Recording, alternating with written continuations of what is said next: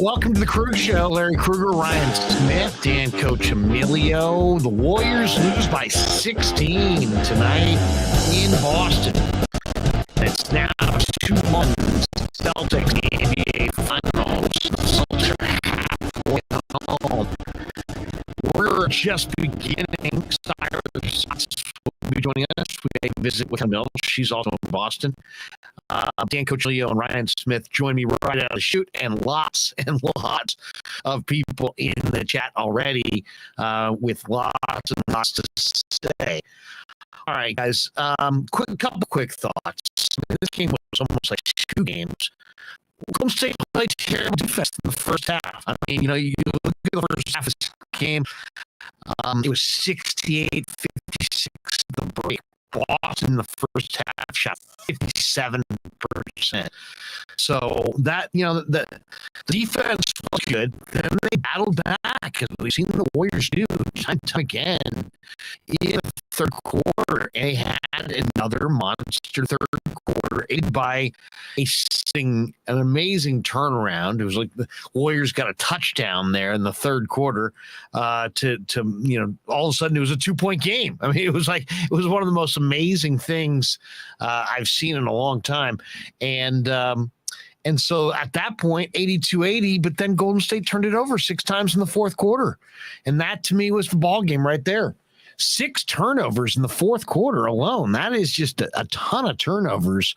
And to me, they lost it twice. They lost it in the first half, and then they lost it with those 6 turnovers in the second half. What do you guys think? Yeah, I mean, Curry. Yeah, I don't want to blame Curry for this because also, Larry, I would check just on. I'm going to private chat you because your mic just went out and then it came back in. Just to make sure that it's on XLR stream. All right, I'll double check it. I'll double check my audio. I'll be back in a second. Anyway, yeah, the brutal thing. I mean, I don't want to put it on Steph, but okay, Larry's gone. But yeah, anyway, I mean, what everyone's going to say, and I'm already seeing it, and it's really pissing me off, is Steph had 3 turnovers in 80 seconds to start the fourth. The first one was, it was iffy, and all of them were by Robert Williams, by the way, and he had a block, all within a 2-minute period on Curry. Honestly, I just felt like there was a couple moments that really swung that fourth quarter and just got it avalanching down on us. That pass was not horrible to Draymond Green in the lane. Curry bounced it. Draymond just completely muffed the pass like he wasn't expecting it. I mean, I guess, he doesn't catch the ball that much, in the paint as it is. But you know what? Then it goes off his knee. Then the Celtics come down. I believe they get an offense. Or no. Then the Warriors get a rebound. And then Curry tries to do a full court pass, gets picked. Then they score. The biggest thing I'm going to say about this game is just, I don't want to put it on the officials, but the complexion of the game changed with Curry getting those, few quick fouls at the beginning. I don't know. I guess, Larry, are you good? Hold on, just say there we go. Okay, I think I'm back. Okay, cool. How's the mic sounding tonight? Sounds good. Sound a little low, a little high. Tom said it was a little on the couldn't hear. No, it sounds good. I was just going to say, I thought, first of all, that first Steph foul was just a horrible call. I almost thought, dang, does Kerr challenge it here? But no, it wasn't the situation. Then the second foul was legit, and that was stupid. Third foul, again, ridiculous. Derek White sold the hell out of that. Again, I thought maybe Kerr's going to think about challenging it. Fourth foul, again, was stupid. But the thing that does is Curry's not a great defender, but, he actually is pretty physical for a small guy, and he's really smart, and he's pretty aggressive, and he knows where to be. But the problem is, Klay's defense isn't where it was. We have some weak links. So when Curry gets into foul trouble like this, they're just going to keep hunting him. And all he can do is kind of back up. And how many times do we see Marcus Smart just drive in and just basically get a, pretty uncontested layup, puts a little body into Curry and gets a pretty uncontested layup. Same thing. I mean, there wasn't much we could do. It was our defense was just folding and folding and folding. And Oh God! I mean, Well, they got killed inside. I mean, they got killed on the defensive glass. Boston totally ruined them on the defensive glass, and then they were minus 16 points in the paint at halftime. So Boston dominated them offensively and rebounding wise inside in the first half. And you know what? This was the first game where Robert Williams' size really seemed like it was a major factor. I mean, it just seemed like he went over the back a couple times, but he's so much bigger and he's got so many, such good hops that he can go over Draymond Green's back for a rebound and not even touch him. And so I thought Williams was a factor tonight. And then you knew Boston was going to come flying back. I mean, Boston 6-0 after a loss in the playoffs, now 7-0. And if you looked at the margin in those games, it was like 15 points a game. So they don't just win after they lose. They blow you out after they lose. And we saw that here. And it's all going to come down to the next game. In some ways, it almost feels like the first team that can win 2 in a row is going to take control of this series. Yeah, I mean, neither team's lost 2 in a row in the playoffs. So, Dan, you're muted. All right, so we're having. Here we go. There we go. Better. Yeah. So, Danny, what'd you think? Yeah, I thought the game was kind of really in the first quarter with the Warriors getting behind and needing. They're down 15, 18 points. It kind of took Payton out of the game because Gary Payton only played 11 minutes tonight, and he played 25 in game 2. In a tighter game, Payton's in the game, but when you need a lot of offense and firepower, they kind of kept Payton on the bench and had to go with Clay's threes and Steph's threes and Wiggins, keeping them in the game. But they couldn't afford, I guess, to bring Payton in very much because he wasn't a factor tonight because he only played 11 minutes. And I think for the Warriors to really win this series, GP2 is going to have to play 20 minutes or more a game. Here's the problem with it, though, is that Green's a non-shooter, Looney's a non-shooter, right? And so if you play Payton, he's a non-shooter. I mean, how many non-shooters can you afford to have on the floor? To me, where this game, was really disappointing was Andrew Wiggins in this game. 7 of 16 from the field, took 6 threes, only made 1. I mean, between him and Poole, they need one of those guys to kind of get, to really go. And 18 from Wiggins, but on a volume shooting night, and then Poole, was 50% from the field, but only made the 1 3. He wound up with 10. I just thought those two guys were disappointing. And then Klay Thompson, even though the box score looks good with 25 points, he still, when this game was being decided in the third quarter, Klay missed, or in the late third and early fourth, he missed some big shots. I guess it was in the fourth. He missed a 3. He missed another one. They were all over him though. They were their defense. Don't you think his 25 was disappointing? Even though he had 25, I mean, it was 25, but he's still rushing his shot. He's not setting his feet. He doesn't look like the same Klay of old on either end of the floor. You know what? I got to push back. I think Wiggins and I thought Klay, obviously his best game of the series. So kudos to him. I mean, he was making shots. And the biggest thing is that he was a threat out there. They had to worry about him. And Wiggins did he did a pretty good job on Tatum again. I mean, he did a decent job. Tatum, had his, but Wiggins did a pretty good job on defense. I thought, he was aggressive. He, got fouled. He's going to the cup. That's important because we don't have anybody else that's really doing that. I think the biggest thing, and you're going to hear a whole bunch, I bet Cy is not going to like this, but I thought Draymond Green completely cost them the game. I thought he was awful the entire game. I mean, he only forced some turnovers. He had, he only had 2 turnovers, but he forced a couple bad ones. Killed on the glass. Wiggins had the worst plus minus, though, of anybody. He was minus 16 on the night. Yeah, but I just didn't understand. So the big change we made in the last game is we put Klay on Horford and then stayed in his body. And then Draymond was on Jaylen Brown and completely took him out of the game. He couldn't stay in front of Jaylen Brown tonight. And to make matters worse, he was getting murdered on the glass, gave them nothing on offensive glass, and consistently to a T. I started watching this the first time I noticed this about, a couple minutes even into the third quarter, is on offense. I kept looking like, we've gotten used to kind of getting a lot of these, long ball rebounds or whatever that turn into threes. And that's been a big demoralizing thing that we've been doing. Draymond, not only does he have like no chance at these offensive rebounds, but even if he's getting completely blocked out, he's giving like a flail and whatever. And then the big adjustment that Boston made tonight is that they didn't just walk the ball up the court, they pushed it. So they kept pushing the ball up the court while Draymond was trailing because he was complaining to the ref on an offensive rebound that, there was no chance he was going to get. And then that was causing, 4-on-5s, and Curry's out there and Curry has 4 fouls. So I thought Green was just really, he wasn't providing anything of value tonight whatsoever. I mean, he wasn't. Well, I'll tell you the thing about Draymond Green. Here's the thing that's been bothering me about Draymond Green. What was the story between games 2 and 3 tonight? All you heard on the media was Green, Green, Green, Green. I mean, just if he would just focus and play the game, he's firing up this Boston team by, pushing them. This is who he is, Danny. He's an agitator. He's going to agitate. He's not going to change who he is in between games 2 and 3 of the finals. I agree, but I think it's a distraction, Larry.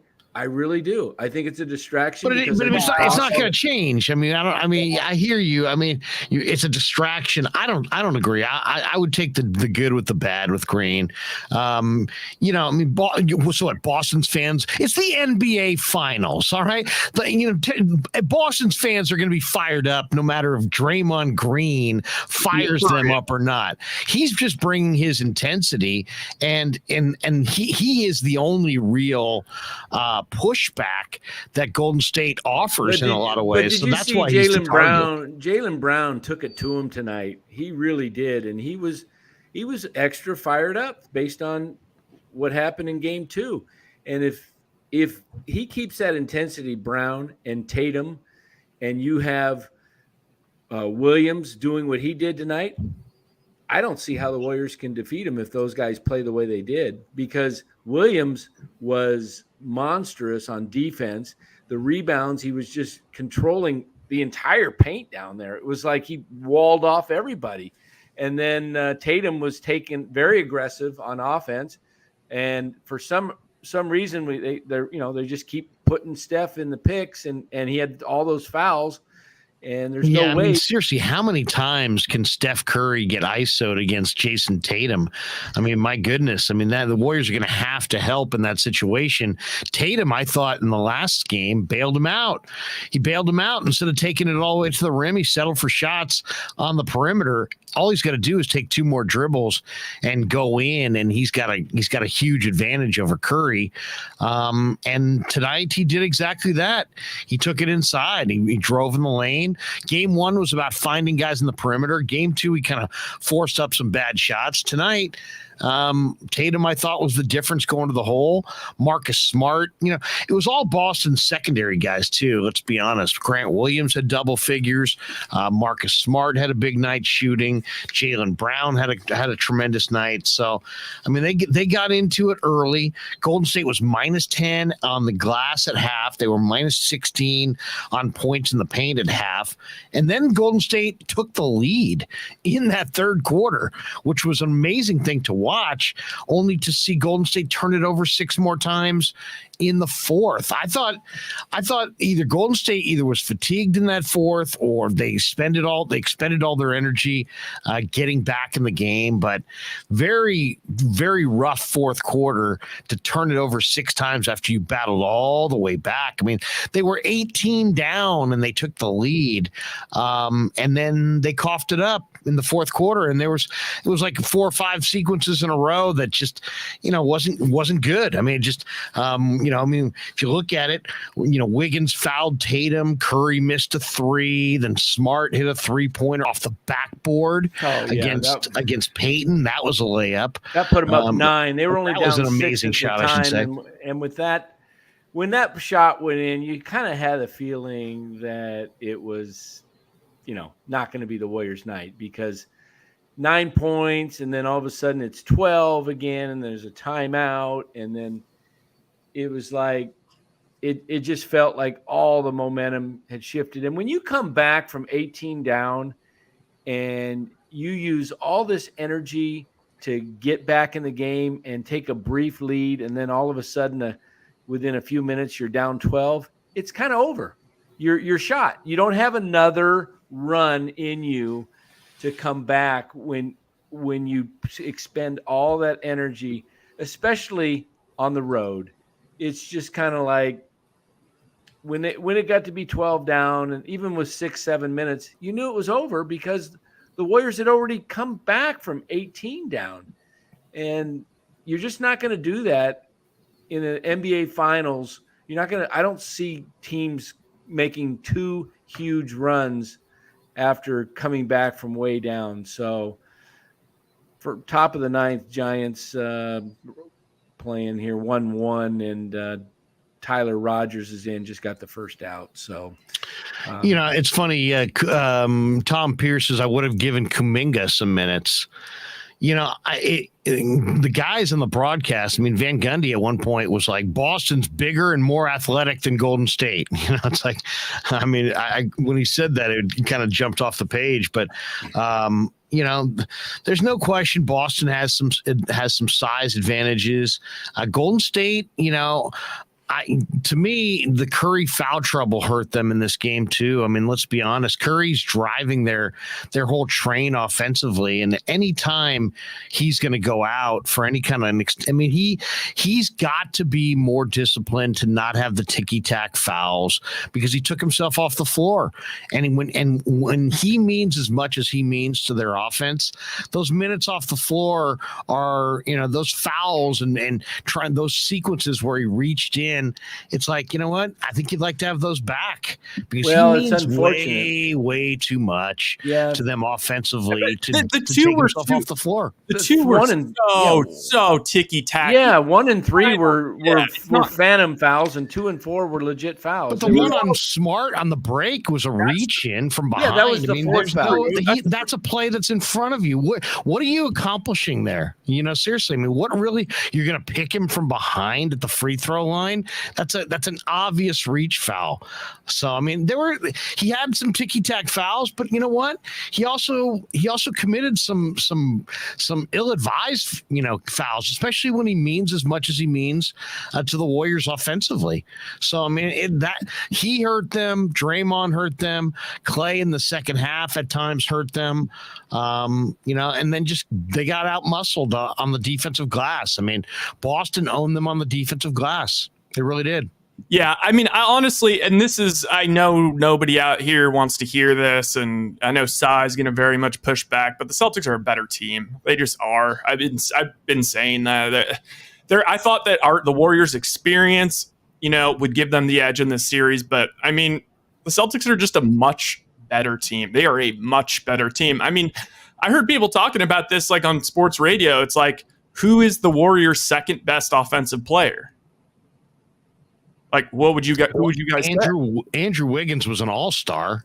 Yeah, but I guess you could say maybe Andrew Wiggins, maybe Clay at this point. Probably I'm not Jordan Poole, maybe. No, probably not, though. If that's your second best offensive player, who wins a title like that? Who wins a title with their second best player? It's one thing if Clay's prime Clay, healthy Clay.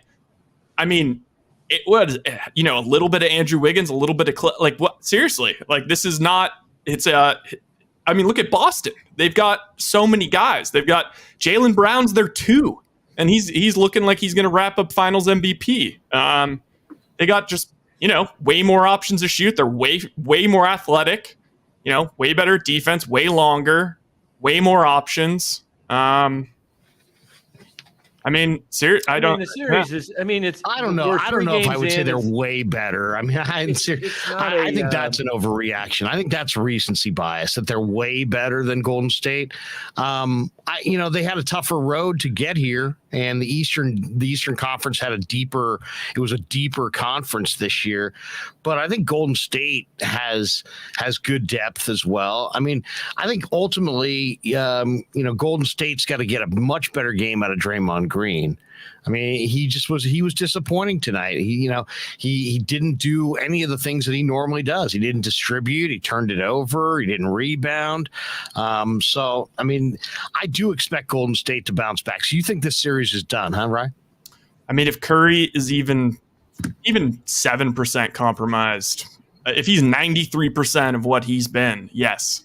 So, are you saying that he's injured from those, or what are you saying? Assuming that he probably is. I mean, based on what Kerr said, what did Kerr say after? I didn't. Kerr just said, we're not sure. We'll know more tomorrow. Essentially saying, he's probably going to go for an MRI or whatever. But what MRI on what, the leg, or I don't know if it's his foot or his knee, but it's one of the two. Well, that was another horrible call. That was either a foul on Horford or a jump ball. To call a foul on Golden State during that skirmish was just bogus. I mean, I saw one comment. Wait, are you talking about? I mean, there's no doubt that Green fouled Smart in that sequence. But when the ball was when there was a scuffle down on the. I mean, you could say there were other fouls there, but you can't say that Green didn't foul Smart. He chucked him. I'm not saying that. I'm saying that while the ball was on the floor, it was tied up. It should have been either a jump ball or Horford dove into the back of Curry's legs and just, dogpiled him. But they both had the ball, their hand on the ball. At that point, you're letting the whole thing go until you call a foul. Either call a foul on Horford first for diving into Curry, because Curry had the ball, and then Horford just jumps on him, and then he got his hand on the ball. So it should have either been a foul on Horford, in my opinion, or a jump ball. But Green. I'm not like mad at the refs calling that on Green. It was totally a foul, and they had to call something at some point. But I'm a little bit. I mean, you know what? The refs, the way they were calling things all night was they were pretty quick to a whistle, especially compared to the other games, and it was kind of irresponsible, honestly, for them to allow that. I mean, it was essentially like a scrum, like rugby scrum. Well, it was, and you protect your superstars. I mean, and Horford dives on top. Okay. Yeah. But he's going for the ball. I mean, I didn't see anything gratuitous there. Did you guys? No, I'm not saying Horford. Horford, jumps in. I've seen that called a foul. I wouldn't like that to be called a foul in the NBA Finals. He gets a hand on the ball. So either call it a jump ball immediately or call it a foul on Horford.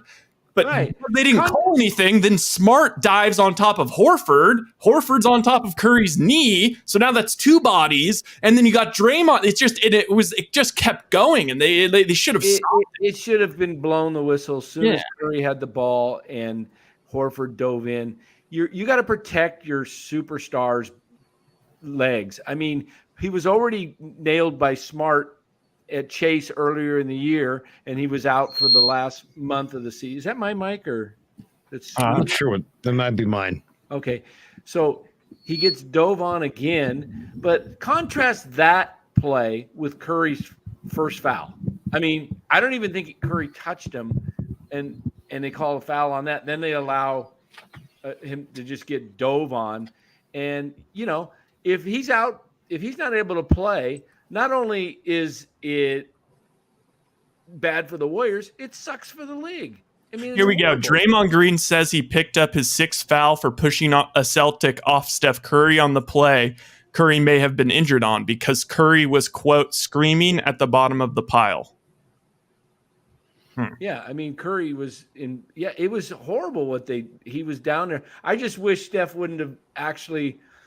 But there's no indication that Steph is seriously hurt. Was there any report of that? He stayed in the game. He stayed in the game.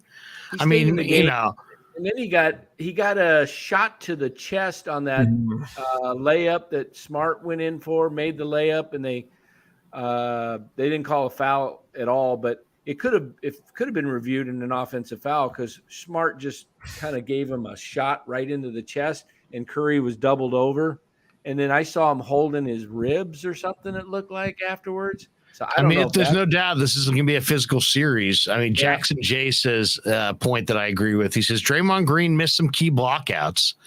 I don't think there's any doubt. I mean, there was times when nobody put a body on a Celtic who went to the offensive glass and got an easy putback. So I mean, somebody has to put a body on somebody and block out, because there were 3 or 4 key situations where if anybody just, when the ball's in the air, looked for a man to block out, it was going to be an easy Golden State rebound. Instead, the Celtics got an easy rebound. So to me, that was a factor as well.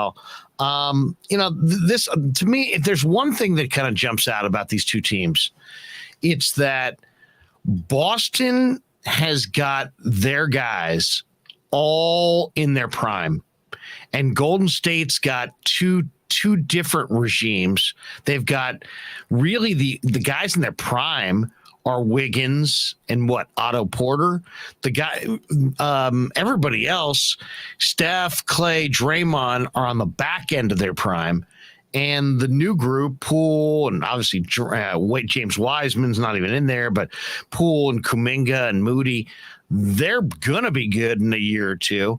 But like right now, Kirk can't even trust Moody or Kuminga, and we're seeing a much different Jordan Poole, I think, amid the pressure of the finals. So that's what I'm seeing more than anything, is that you got a Boston team. Marcus Smart, right in his prime. Jaylen Brown, right in his prime.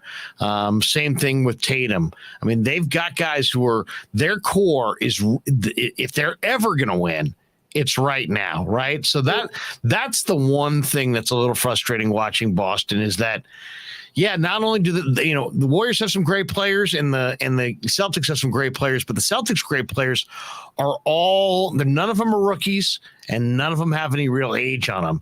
They're all young veterans who are hungry for their first ring.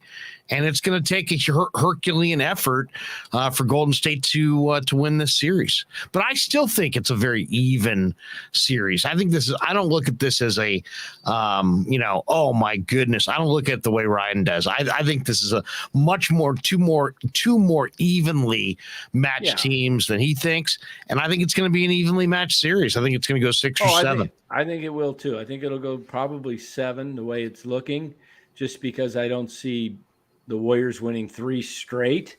So it's probably going 7. It's probably going to go game 4, though. I think the Warriors have to win it. But then again, could the Warriors come back from a 3-1 deficit if they lose Friday night? They're a team that could, because they have 2 of the 3 final games at home.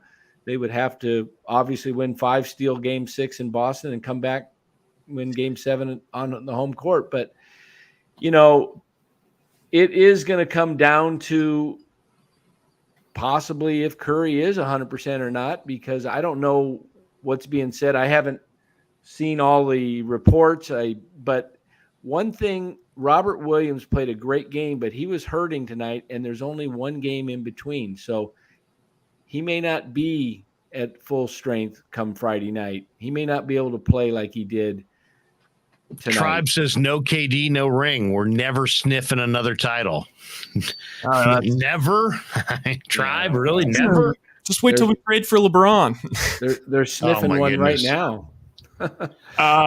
Boston is too big and too physical for Golden State. Niners by nature, 88. Here's the thing, Boston, this is my point, is we're not beating Boston at their best, because I think that they're a better team. They're deeper, all that kind of stuff. However, I mean, they've shown throughout the playoffs that they will just, basically gack all over themselves, and they'll just not show up. In a similar way to the Warriors get sloppy on offense, actually this great Celtics defense, they're so damn good, probably because Rob Williams also can bail them out on so many things, that they just all of a sudden have bizarre defensive lapses that can go on for half game, 3/4 of a game, full game. So, I mean, that's what, and the toughest thing is going to be to close out a team with veterans and whatnot. But Look, maybe we should get the coach back in here for his thoughts, see what he saw tonight, because I know, knowing my brother, I know he watched this game as a coach, and he's probably got some ideas what the Warriors are going to need to do for Game 4, because he sees things a whole lot different, with after 40 years of coaching. So I would think that he might be calling in soon, because Cy will be on pretty soon, right? yeah, sure. Yeah, we'll get Cy's thoughts after he stops in. We got this one. Niner by Nature says Boston in 7-100. I mean, if it gets to me, it's Golden State's got a lot of non-shooters. I mean, Looney's a non-shooter, Green's a non-shooter, Peyton's a non-shooter, and when these guys all have played together, and then Steph gets in foul trouble, to me, there were a bunch of things you could point to, but Golden State defensively in the first half didn't play well. And then they look good. They look sharp in that third quarter. Things started to gel, but then all of a sudden the fourth quarter came and it was like they lost the game again. That they turned it over and didn't look crisp. How about, what was really the weirdest sequence for me in this game, guys, is the beginning of the third quarter where Golden State wound up with three guys all in one spot on the floor, and they had a terrible turnover. This was their first sequence of the third quarter. And I'm sitting there going, wow, this is what they talked at halftime, and this is what they drew up. Three guys, standing right next to each other and a turnover. So, Boston's crowd is raucous. There's no question that, that's a tough place to play. It's not an easy place to play. So, Golden State's mission was just like Boston's mission. Boston's mission when they came out to San Francisco was get one. Golden State's mission is the same. So Boston got the first one, and now it's up to Golden State to get the second game in Boston. But I'll tell you, the thing that's really disturbing is how well Boston plays after a loss in these playoffs. 7-0 with a margin of victory of like somewhere between 15 and 20 points. I mean, they blow you out coming off a loss. So that shows that A, they're resilient, B, they're well coached. And who knows? To me, the whole series is the next game. If Golden State gets even, I think Golden State will find a way to squeeze it out. If Golden State doesn't get even, I think Boston finds a way to squeeze it out. Yeah, I mean, this is a horrible thing to say, because I love Dre, and, we're not going to win this without him, but he was just such a liability in the fourth quarter. Like, I just kept thinking, like, if he's going to really give you nothing. And, also, like, in terms of playmaking, when he had the ball, this was like the most, like, what I was screaming at the television was we had two possessions in a row where Steph Curry didn't touch the ball in critical junctures where the game was hanging. And then to cap it all off was just that brutal, they didn't show a replay, but that we got, I don't know if it was a rebound or turnover, but we were out in the break. Steph was already, like, I don't know if he's cherry picking, but he had no one in front of him. He would have had a wide open warm up three or a layup, and Wiggins throws kind of a weird bounce pass around Tatum, and they called it out of bounds, or they called the ball for touching out of bounds. You remember that play? That just seemed brutal. But I felt like Looney, like, if we're just going to be giving up, if Draymond's not going to be doing anything Draymond-y, we might as well get Looney in there so we at least guarantee ourselves the defensive rebounds and have a shot on offensive rebounds. Well, they're not going to change. I mean, what they got is what they got. It's just a matter of guys have to step up. I mean, I saw Wiggins in the was it fourth quarter, wide open look at a corner three, rimmed out, and it's just like, you got to make your wide open looks.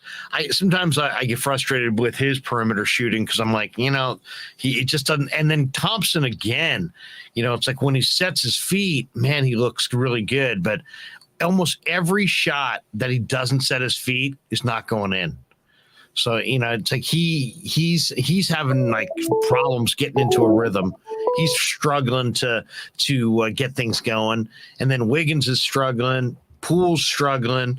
They just got a lot of guys. Gary Payton has had a hard time finishing in the lane. So I wish we very frustrating game for the Warriors for sure.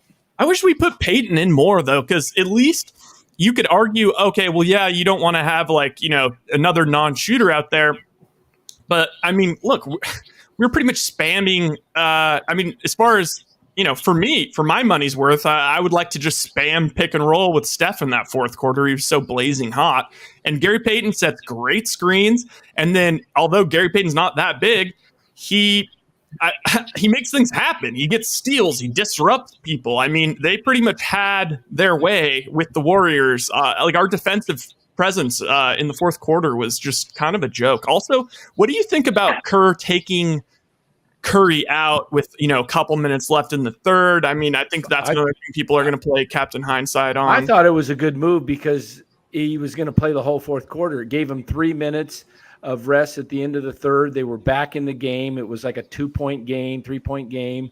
So they were going to give him the rest so he could play the whole fourth quarter, because he gets the 3 minutes of the third, and then he gets another 3 minutes break at the end of the quarter. So it really gave him a good rest to go in and play the fourth quarter. I thought it was a good move personally.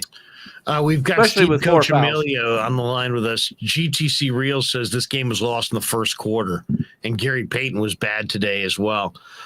Steve, what did you think? What did you think of the performance? Obviously a tough one for Golden State. They need a bounce back in game 4, but what did you see tonight? I mean, the Celtics just outplayed them. I mean, they played harder. You could see it not only on the glass, but any kind of loose ball situation. The Warriors really are not a physical team. They are a finesse team. They are a 3-point shooting team. They are, a perimeter team. Some of the things that happened tonight, I thought early on the Warriors didn't really take good shots. They didn't run much, and the Celtics got off to a good start. But one of the things they really beat the Warriors on tonight, again, was dribble penetration. And the Warriors' defense was so extended. They were really out pressuring. So the driving lanes were there. And then once penetration happened, they lost rebounding positions. And, they had the strategy once where they went to that 1-2-2 zone, but that's really not effective because they're not matched up with anybody.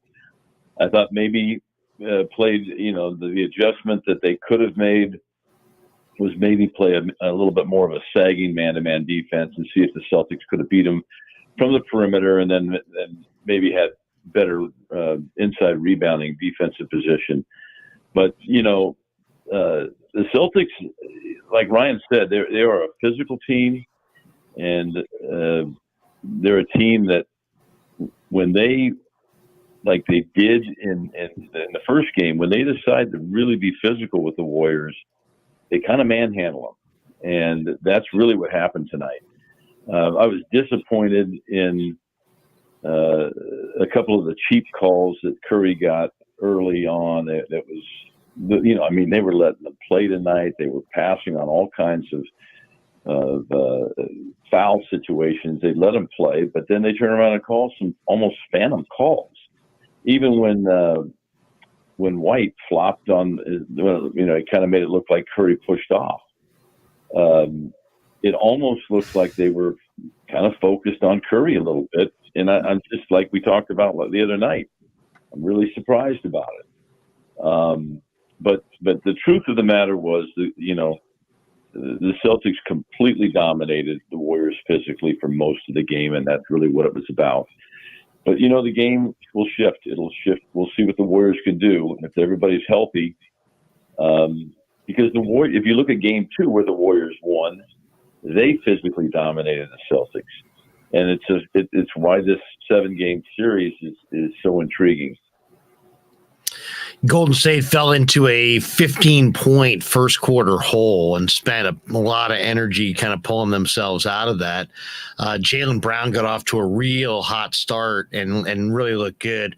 There was some question. How would the Celtics and the refs kind of deal with Draymond Green in Game 3? And Green, as Rye pointed out, had a disastrous game. I mean, if you looked at his numbers, I mean, this was the first time since, I would say, the Memphis series that he started with that we got another example of him forcing passes into traffic. It's like he got burned early in the playoff run by doing that repeatedly.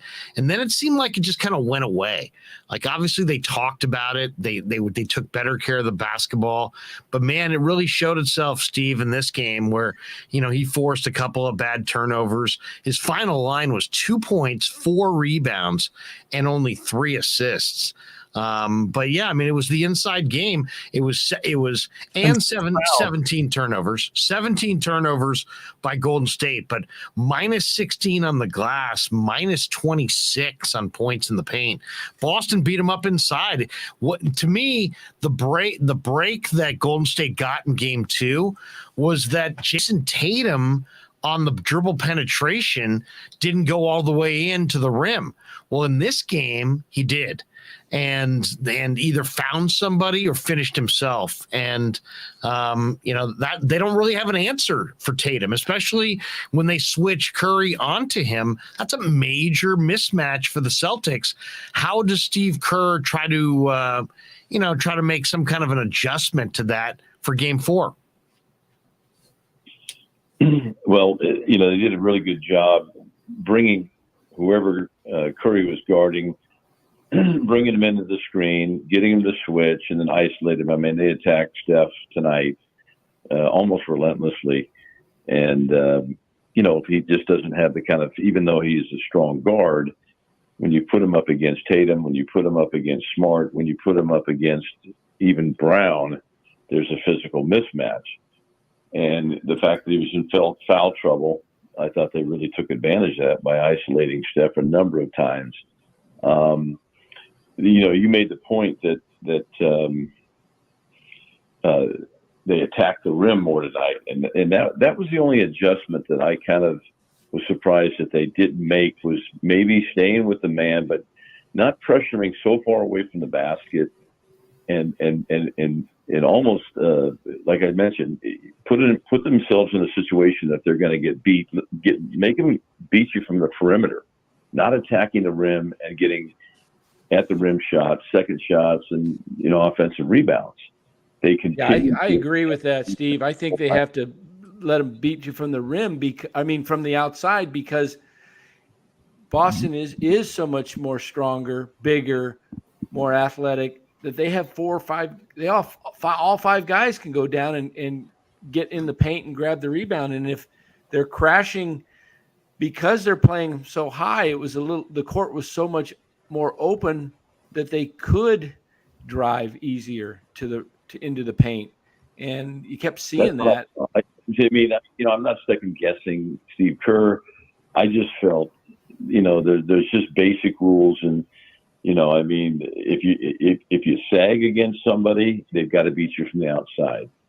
If you extend and take the perimeter away, they're going to try and beat you off the drive. Well, they were consistently beating them off the drive the whole night. And I thought maybe base hit Gonzalez.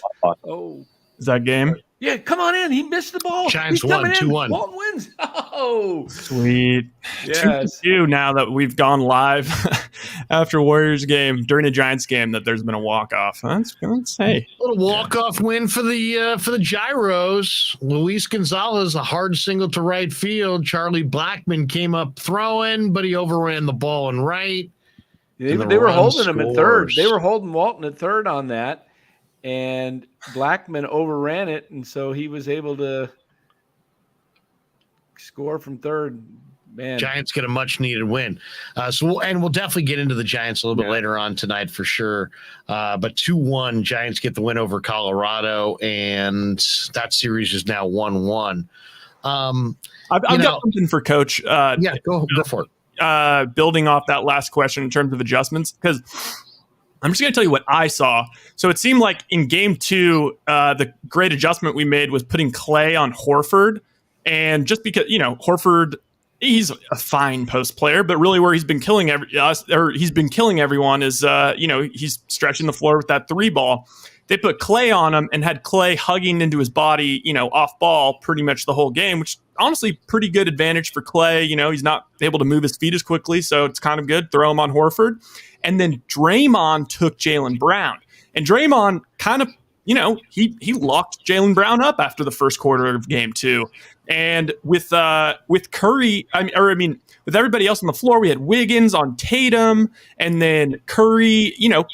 Curry, I felt in that situation could get switched on to Tatum, get switched on to Brown, and he actually held up pretty decently. And with Smart, of course, I thought he did a pretty good job, and he's been a good defender. And because of his increased physicality, he's much stronger and he's just smart. And that last game, they let everyone get away with a lot. So when Curry's able to be a little bit handsy and a little grabby and all that kind of stuff, he's actually a pretty good defender. But tonight, because of those 2 quick fouls, it put them in a situation where Curry could no longer defend.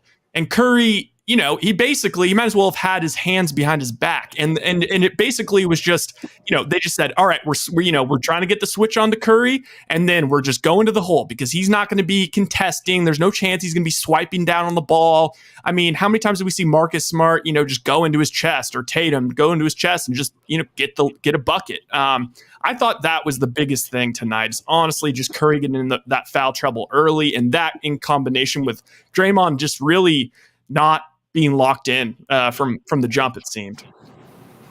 I mean, you're absolutely right, Ryan. That's why I thought early on the 2 cheap fouls that he got, it changed the game for Curry, and he couldn't be as aggressive defensively. I mean, Larry's right. The 4th foul was not a smart foul when he came from behind. But and then the second foul he got was on a pump fake when he fouled. He left his feet, was a legitimate foul. But it's an excellent point that it really took Curry out of any kind of defensive aggressiveness. They ran a lot of double teams at the Celtics. They would end up, out at the 3-point line. They ran doubles at guys. They left guys open. And so, strategically, they will make an adjustment. And I think that it'll have to get back to where they stop dribble penetration, because it's breaking them down and it's creating, the 2 Williamses are getting a lot of offensive rebounds. Yeah. When you look at Looney and when you look at Green and you compare them to the 2 Williamses of Boston, is it Kyle Williams? It's Grant Williams. Robert Williams and Grant Williams. Okay. Grant Williams can shoot. And that's a decided advantage when you compare Looney and Green, who are not really perimeter shooters. And then you take Grant Williams and his ability to knock down the 3. And that's one of the kind of side advantages that I see with the 4 position and the 5 position with the Warriors and the 4-5 position with Boston. But really what happened tonight was Boston came out with a purpose, outplayed them, played hard, locked up. I mean, look at how many shots Curry had to make, including that 7-point sequence to bring them back in the game. And hopefully the Warriors will get off to a better start in game 4. They'll stop dribble penetration. They'll rebound better, and that'll give them a better chance to even the series at 2-2. What did you think of my assessment to the fellas earlier, Steve? I was basically saying that, I like one of the things that I kind of disagree with that Ryan brought up was that I don't think the Celtics are the deeper team. I think the Warriors are actually the deeper team. But when you really get now to this point, it's like Moses Moody, not going to play him. Jonathan Kuminga, not going to play him. They've got some guys who are little on the, they've got their core, which is a little bit older. And then they've got their athletes, their younger athletes, but they don't really feel 100% confident in those guys.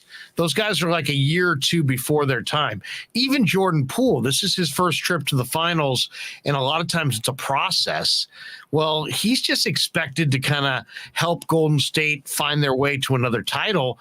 He's never actually had that experience, though, and he looks like the pressure is, affecting him a little bit. While you look at Boston, they don't have rookies and they don't have guys in their 30s.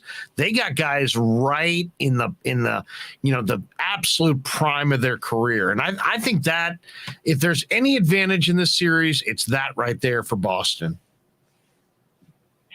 Well, I think it's a good point. I mean, Clay is definitely, after coming back from the two injuries, major injuries, he's not the same kind of player he was before the injuries, but he's still an effective player. Look, Steph Curry's still the best player in the series, and the Warriors do have a good team. I mean, I think Porter's effective, Payton's effective. They did not use Bielitsa tonight, but I think the teams are even, except for the physicality that Boston has on the glass when they outplay the Warriors. And that's what they did tonight. They just played harder than the Warriors.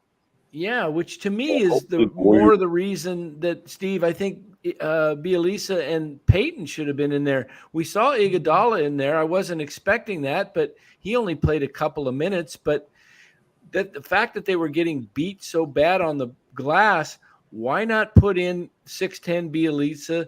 Payton is a guy that plays, he's 6'3", but he plays more like 6'6", 6'7", and he's aggressive. I just was surprised that the formula that worked for game 2, they went completely away from it tonight. But, the formula tonight was who was going to play harder, and Boston played harder. I mean, that's really what it came down to. And the dribble penetration hurt them. I've been repeating myself, but the Warriors are going to have to come back and decide how they're going to play, whether they're going to pressure the perimeter or they're going to play a more conventional man-to-man defense and hold their positions and make them shoot over the top of them. But most of the night, Boston broke them down. And so what is the counter to those, Steve? Because game 1, you're right. Game 1, Golden State, did not pressure Boston. They left them open. They lost them at the 3-point line, and they buried them at the 3-point line. Then Golden State got into game 2, got into Boston's chest, D'd them up. Now in game 3, Boston just anticipating Golden State, getting out on them, put it on the deck and had dribble penetration inside and broke Golden State's defense all the way down time and time again. What do you think we're going to see in game 4? Yeah, I think the Warriors will play more conventional defense. I mean, in game 1, really the Warriors were in control of the game for the first. I mean, you go to there was the fourth quarter was a blowout, and they shot the ball well. It was like 8 for 11 or something like that quarter. But that was a lot. Jaylen Brown beating them off the dribble and then kicking it out. I think, look, if the Celtics guarded the Warriors tonight, they forced them to take, and I mean, the Warriors chose to take some bad shots. That first quarter, they didn't really run the shot clock down to try to really get, they took early shots and they took poor shots and they got down by 15 points. So, it's like I said before, it's going to be an ebb and flow. It's going to be adjustments. I hope the Warriors are healthy. And I still think the series goes 7, and I think it's going to go back and forth. I've got some somewhat breaking news. What do you got? Chris Haynes, Stephen Curry says his foot injury feels similar to how he injured it against Boston in the regular season. But he said he doesn't expect to miss a game. Did he miss? What did he miss in the regular season? That's what took him out for the rest of the regular season. How could he not miss any time? Oh man, I think he's basically saying no excuses. What? Expect everyone to be hunting Steph the next game. So, well, and Steph's already having a hard time freeing himself up against bigger, longer. I mean, that's the one thing. I mean, a guy like Marcus Smart is basically the same size as Steph, but he's got maybe an inch on him, and he's got longer arms, and he's stronger, and it's just he's the best defensive player in the league. So I mean that right there is a tough cover if you're 100%. If you're not 100%, and you've got to free yourself up against this Marcus Smart, I mean, good luck. Good luck with that. This injury could be the story of the series if Steph can't free himself up for the other thing we didn't see in this thing, we didn't see any of the two-man game between Steph and Draymond, where Draymond would free Steph up. It seemed like Boston bottled that up. I mean, we really didn't see that. That's been a kind of a staple of Golden State throughout this year, is that Draymond in the half court can free up Steph by just getting him the ball, little give and goes all over the floor. I can't remember Steph and Draymond doing that even more than once in this entire game. Can you guys? No, I can't. And I think I can't. The only thing I can think of is just, this Celtics team. It's similar to Memphis, except for even worse because, Boston's, their point guard's Marcus Smart, their bigs, Rob Williams or Horford. Both guys move really well, actually do a pretty good job on the perimeter. So they're just not the team. This Warrior style of offense, ultimately, I think it wins out in the long run, if versus two evenly matched teams in the playoffs. But you know what? Their defense is built to stop it. And honestly, the thing they struggle with the most is the pick and roll. And it's the same thing with Memphis. That's how Memphis was able to guard us so well. We just never went away from it because we didn't have to. And I think that because of that, it's like, well, Draymond can try and free him up, all he wants, but unless he's setting some pretty illegal screens, all that's going to happen is Draymond's guy is going to switch on to Steph. And I think at this point, Steph's like, look, I'll cook whoever's in front of me. Might as well just, guarantee that I have the ball in my hands or something. But yeah, God, that it's so awful. Also, I got to agree with Matthew Mears. There's a lot of hand checking going on. That's a lot of the people that I follow that were at the game, objective observers, not Warriors fans or reporters. We're saying, Smart was friggin' grabbing and clutching and doing all the stuff to Steph the entire game. Thing that just sucks. And, it's part of it is, look, this is Smart's game. This is how he plays in the regular season. He knows how to get away with it. He's much more adept at that kind of thing than Curry is. And, Smart had one foul going into the fourth quarter. Like it's just tough. And that is frustrating because are we in an era where we allow freedom of movement and reward skill over incredibly physical half court bumping and grinding? Yeah, but there's always a little bit of latitude that seems to be allowed in the finals as you get closer to the ultimate prize. Yeah, and that's we're gonna let him play is like a badge of honor, as opposed to why you change it. What you're really saying is we're going to change the way we officiate games because there's a lot on the table. Which is fine. That to me seems kind of I don't like that inconsistency. But what bothers me is that they call the foul on Curry. The first and the third foul were just chicken. The biggest, it was just awful. Potentially the biggest star in the entire NBA, and it changed the whole game. Could you imagine LeBron James getting it just? I guarantee you, if Kerr had challenged the first foul, it would have been overturned because Curry didn't touch him. He just. But the way it's all structured, you don't want to challenge that early because you're going to lose your challenge. Exactly, and that's what the rule stinks because if you're, you get penalized for a bad call. But it changed the game because then he got the second foul, which was legitimate. Now he's got two fouls in the first 6 minutes of the game, and Boston's going to go right at him. What's the adjustment for Kerr going into the next game? James Foster donates $4.99.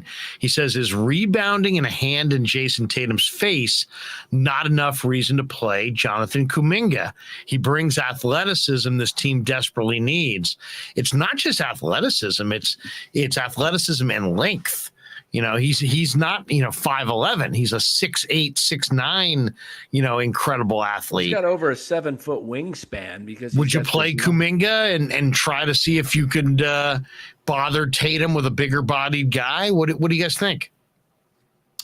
I don't think Kuminga is ready for this. I mean, he would just be giving up threes left and right and not blocking out. And I mean, the athleticism on offense, there'd be pluses and minuses overall. I think the minuses would outweigh the pluses, though, unfortunately.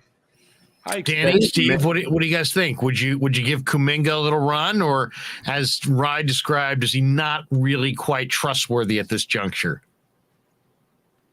I mean, Porter is, you're basically choosing between playing Porter or playing Kuminga. And, Porter's a veteran, and he made that big shot, that on that whole 7-point sequence. I think his ability to knock down shots, I know he's not as athletic as Kuminga, but he's a veteran. And I don't think now is the time to experiment with rookies. I think you just play Porter. Yeah. Also, Curry, how many free throws did he even have? He had, he had some from, he had the 3-point one he got fouled. He had one free throw. That was it. The one on the 4-point play. That was it. That was it. That was it. Oh my God. Yeah. How about the play? It was either the play directly before or directly after the phantom call. He drove in and got hammered by Smart. No call. Yeah. I don't know, but it seems to me, I've seen it over and over again. I would expect game 4, Curry will go to the line 6 or 8 times because they're going to call it differently. And it's, the league will look at what happened. They'll go back, look at that, and it's 2-1. I don't think the league wants to see it 3-1 personally. It's funny. I don't know about that. I won't address that necessarily. I hear what you're saying though, Dan. One of the things that I thought was kind of interesting is that Golden State, got burned by that 3 in game 1. And then they really did a nice job at closing out on the 3-point shot in game 2. And they did a pretty good job at closing out on the 3-point shot in game 3. But man, Boston, those couple and everyone was like, I would say at least 5 or 6 sequences I can think of where Golden State defended the 3-point line effectively. And then the Boston player at the 3-point line took an extra dribble, made an extra pass, and they wound up getting a layup. I would say when you look at the points in the paint, the one thing I think Golden State did in this game that was just, they're going to have to change going into game 4 is they gave Boston too many easy twos, too many uncontested dunks and bunnies and layups. This Boston team is too good defensively to give them so many point blank shots. And maybe the Warriors just lucked out in game 2 and Tatum just kind of opted not to go to the rim, because to me, I don't know that there's a solution for Tatum going to the rim unless they switch up the lineup a little bit. No, well, he was still going to the rim. It's just the difference was he was just only trying to get fouled, and maybe he would get a little touched here and there, but they weren't calling it. I think he was like, it was something crazy, like 6 of 9 from 3, but only like 2 of 9 from 2, and he was just missing a lot of layups. But yeah, honestly, this is one I'm going to want to go back and rewatch, as painful as it is, but. God, yeah, seriously, because it was an elusive game for sure. It was one of those games where and then when Golden State did get back in it and took the lead, that in itself was shocking. But then the way they played after that was not what I wanted to see. They were not sharp in the fourth quarter when the game was on the line. And it was, let's be honest, guys, as bad as they looked early, the game was there for the taking in the early fourth quarter, and Boston took it. And Golden State just didn't. They coughed it up. 6 turnovers in the fourth quarter. To me, we could talk about these other factors, but they had a shot in the fourth quarter, and they turned it over 6 times. Yeah, I'm sorry. There was that one play, and this was kind of an indication of the intensity of Boston and the lack of intensity at times of the Warriors. The one play where it went out of bounds in front of the Boston bench with Green, and and they sat around. Green sat around and argued about it. And right. That was, and they got the baseball pass and they got a layup. Yep. Yeah, that was unforgivable. I mean, the game, Marcus Smart's a genius. He read that the Warriors were trying to decide if they wanted to challenge it or not, and there was a little indecision, and he like clapped his hands. Hey, let me get the ball. As soon as he got it, baseball pass down the other end to Horford, who laid it in. That was a costly sequence for sure. Hey, Steve, would you? I don't think you were on for. What'd you think of Draymond? Because I brought this up, I think before you got on, but I was saying Draymond. Not only was he giving you nothing on the offensive board or defensive boards. I mean, he was okay. I mean, it was basically just a team effort at that. You know, he wasn't just swallowing up boards with Robert Williams and Horford out there. But on offense, it was like he felt like he had to go for the offensive rebound, even though he was fully sealed off and had no shot. And the rest of the Warriors were getting back on defense. And he was like consistently like flailing and like trying to sort of sucker the ref into, you know, calling some sort of offensive foul, or I don't know if offense, whatever, on the rebound. When he's boxed out, he's like flailing, trying to get a call, because he couldn't get any offensive boards. And then what was happening is immediately Celtics would just push the pace, which they didn't do in game 1 and 2. That was clearly an adjustment. They pushed the pace while Draymond's, you know, doing his thing. And then all of a sudden Draymond's trailing on a play that's 4v5 and he's their best defender, and Curry's out there and he can't do anything because of the foul trouble. And that happened just too many times, man. It just did. 4 rebounds for Green. It goes back to my first statement. My observation was Boston played with more of a purpose. They were more intent, their attention to detail, their attention to hustle plays, rebounding. I mean, they outplayed the Warriors. The Warriors, with their 3-point shooting and the flurry that they came back and to tie the game in the third quarter, that's who they are. They are a perimeter shooting, fast-paced team. But when you take the whole game in the focus. Wow, first time. Got an ad running Check out there. this backpack I made for Marco. Oh, there we go. Sorry about that. Check out this. Go ahead, Steve. Sorry about that. Okay, well, my observation tonight was just Boston played with more of a purpose in just about every area. And those little things, like Ryan talking about, Green not getting back on defense, them worrying about the ball going out of bounds. And like, you know, Larry, you said Smart made a good play. All of those little things added up tonight. And Boston had more of a purpose, and that's why they won. Yeah, and also, I agree. It didn't. They were manhandled tonight, and I was just listening to Steph a little bit on the post game on ESPN, the national media, talking to him.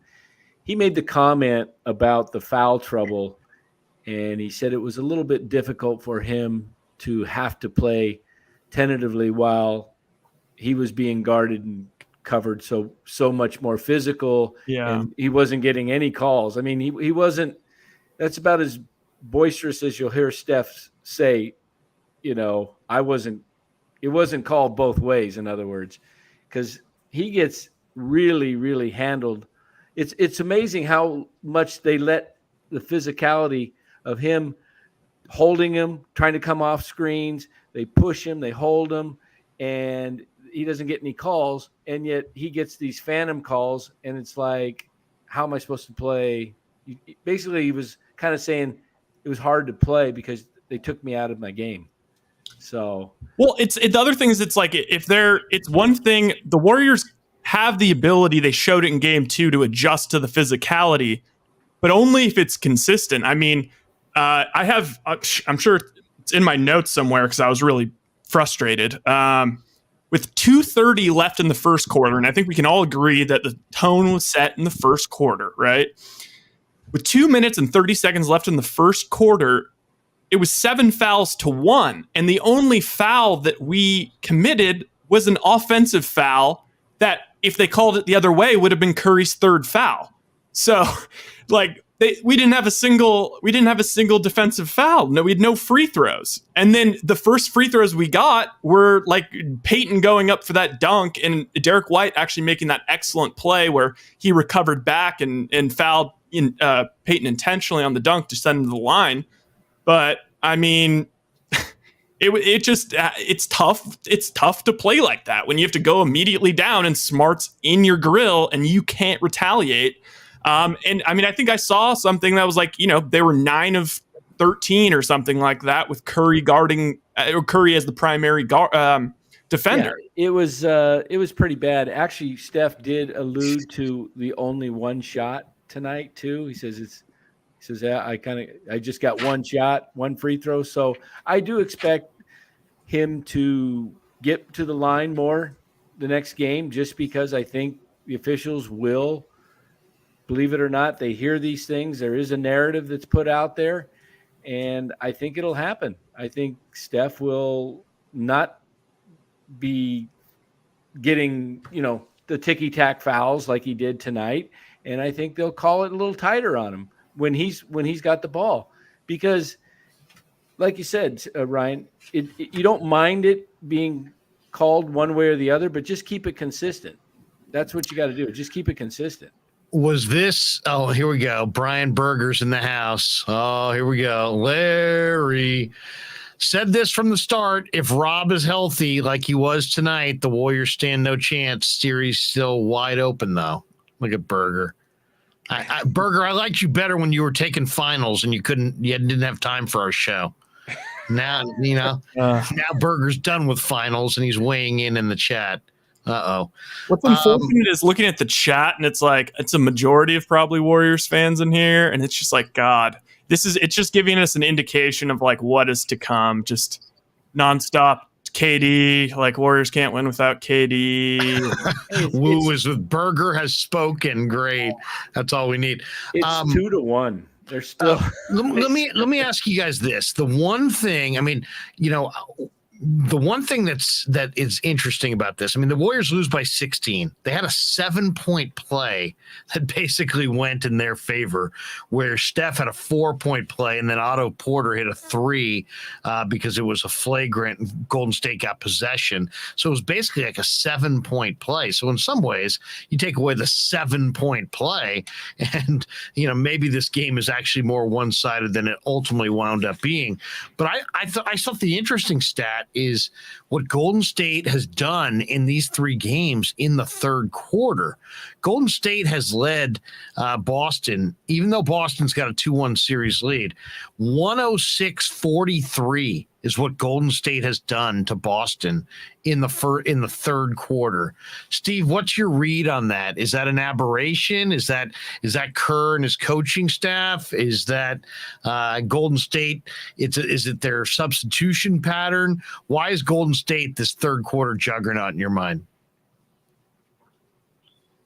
Well, it's obvious that they do make adjustments at halftime, and I think they have the ability to do it because they have such great perimeter players.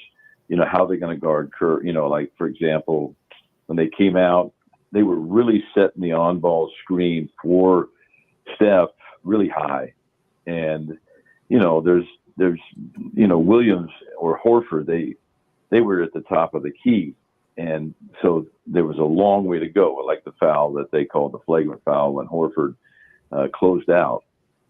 And so they came out with the adjustment that they were going to run that screen really high, and Steph was successful. He made 2-3 shots, and then he was able to break him down the dribble, kick it out to other guys, and then Wiggins was driving. But there's no doubt that Kerr and his staff usually make pretty good adjustments at halftime, but they have the players to make those adjustments work.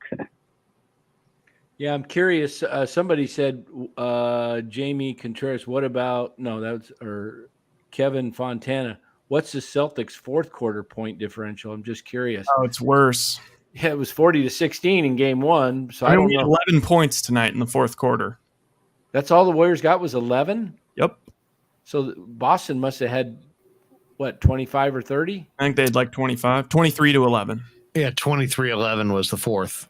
So that's another plus 12 there, plus the 24 in game 1. So that's 36.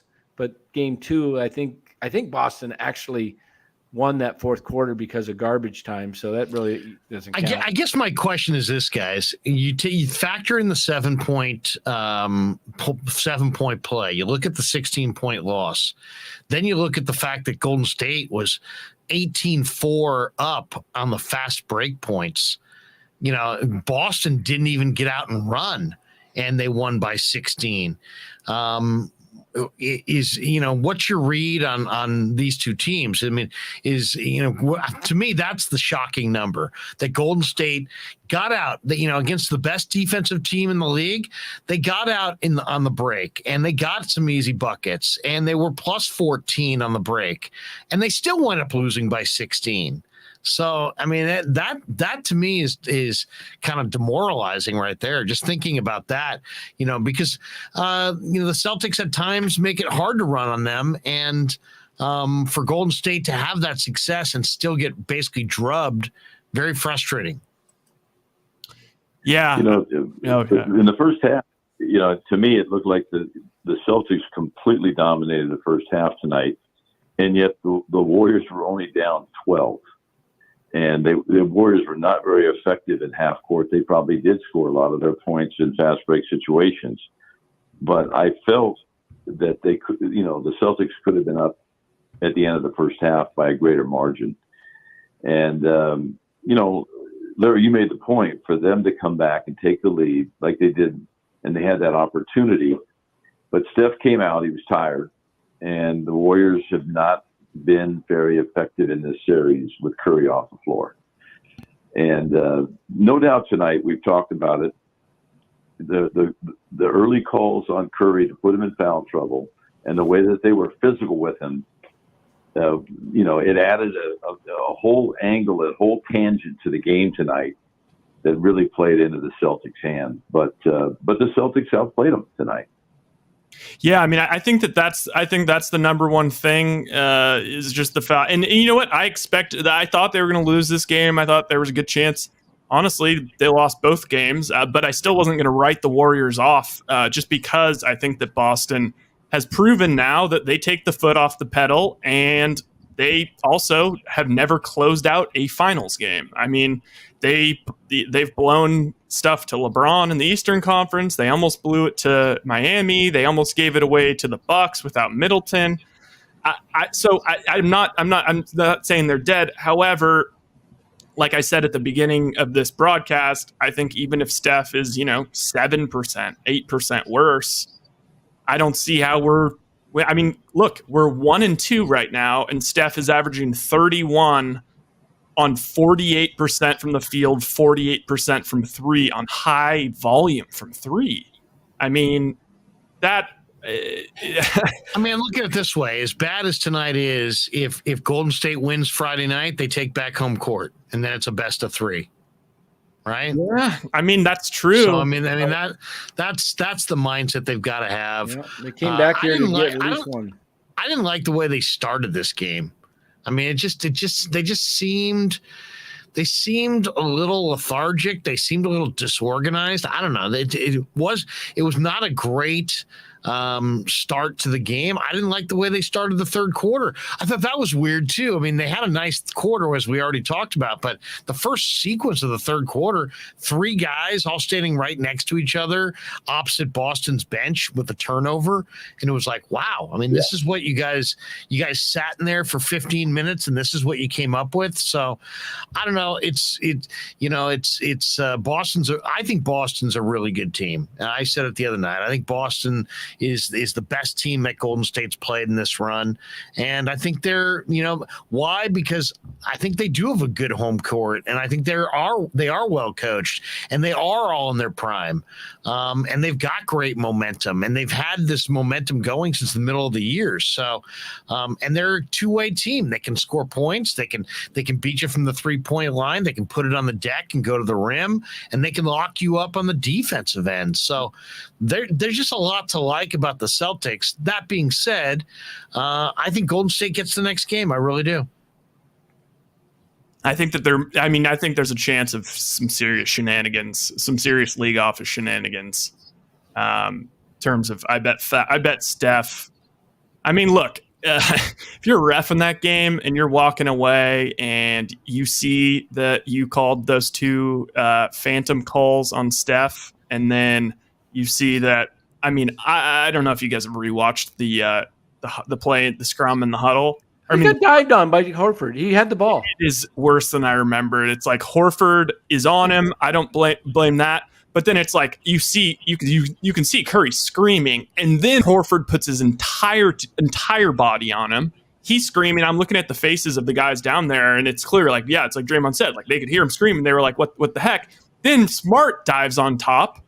Like that, I mean, I would have to feel pretty crappy if I was the league office looking at that. Should have been a call immediately blown when Curry had the ball and Horford came on top of him. Honestly, Draymond, it should have been a foul on. Rewatching it, should have been a foul on Draymond right off the bat. Draymond actually did what we're calling out Horford for doing. He banged into Rob Williams, and that's what started the initial thing. Oh, he did. Okay, Yeah. But I think Steve's right in the sense you could see the intensity that Boston came out with and played. Jaylen Brown in the first half was spectacular. He was hitting threes. He was driving to the hoop. He was blocking shots. He was fired up.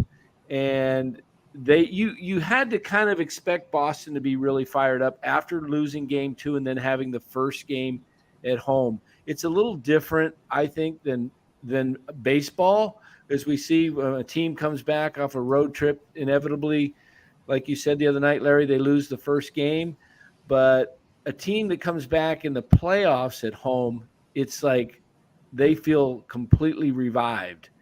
And, the human nature tells me that Boston has a little bit of a letdown Friday night, and the Warriors come out with a lot more intensity. What do you guys think of Berger's question here? He says, how do you guys feel about Draymond's performance these first 3 games? Why is he so afraid to shoot? Because he can't shoot. Well, he's not a great shooter, but he's afraid to, sometimes he's unwilling to even drive. It's like, and he's not finishing the way he can inside. It seems like he's really struggled to finish. But he was not. It's one thing to not feel comfortable from beyond the arc. He was a 38% 3-point shooter if you want to go far enough back. But we know that player is no longer the player that he is. But yeah, he doesn't show this reticence about shooting in the regular season. It's almost as if with the stakes, being high, that it's almost discouraged him from his entire offensive game. Like in some ways, he's got to make some plays offensively for this team to win. He doesn't have to carry them offensively. Obviously, he's more of a distributor, but he's got to. They're not going to D him up and keep things honest if they know he's never going to the rim. Sometimes he needs to put it on the deck and go to the rim, and he's got to finish when he does. Yeah, dude. This is the thing and this is my feeling on the Warriors, honestly, is, look, Steph is a legend, all-time great player, and he's shown up for all 3 of these finals games playing unbelievable. Best ball pretty much he's played the entire year. If you just go, 3 games, shooting 48% from 3, averaging 31, and against the best defensive team in the league. And some say in the past, decade, it's one of the, 1 or 2 best defensive teams. Curry's killing it. But guess what? Thompson and Draymond, you don't know if they're showing up every game. And you can't just if Draymond's going to show up every other game, and Klay Thompson's going to show up every other game. He's only showed up in 1 out of 3, and Poole is going to be way too young and inexperienced for this. I don't know who to trust. I trust Looney to do what Looney does, but that's not enough. In theory, they should be leaning on Andrew Wiggins. Wiggins is the guy. I thought Wiggins has been good and consistent. But Wiggins is the guy who's in the prime of his career. He should be more of a force offensively. And he got some good looks tonight and didn't knock them down. So, it's, and the thing about Wiggins is like, his percentage from 3 is okay, but it's not like he stripes it from out there.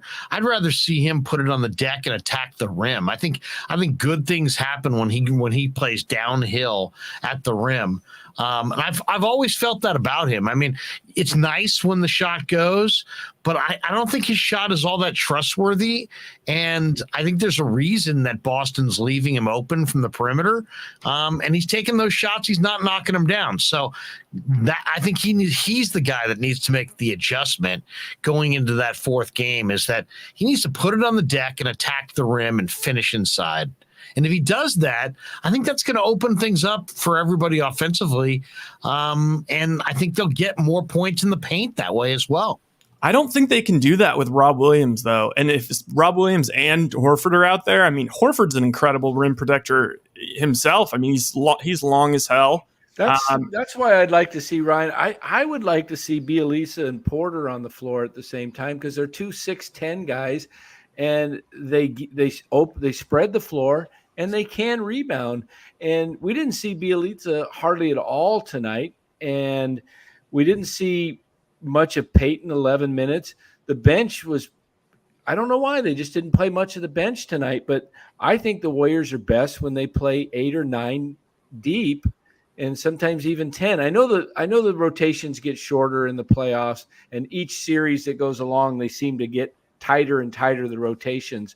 But I would like to see Bielitsa out there more, and I just think he spreads the floor, especially if you don't have Draymond out there, or if Draymond's had a horrible game like he did tonight.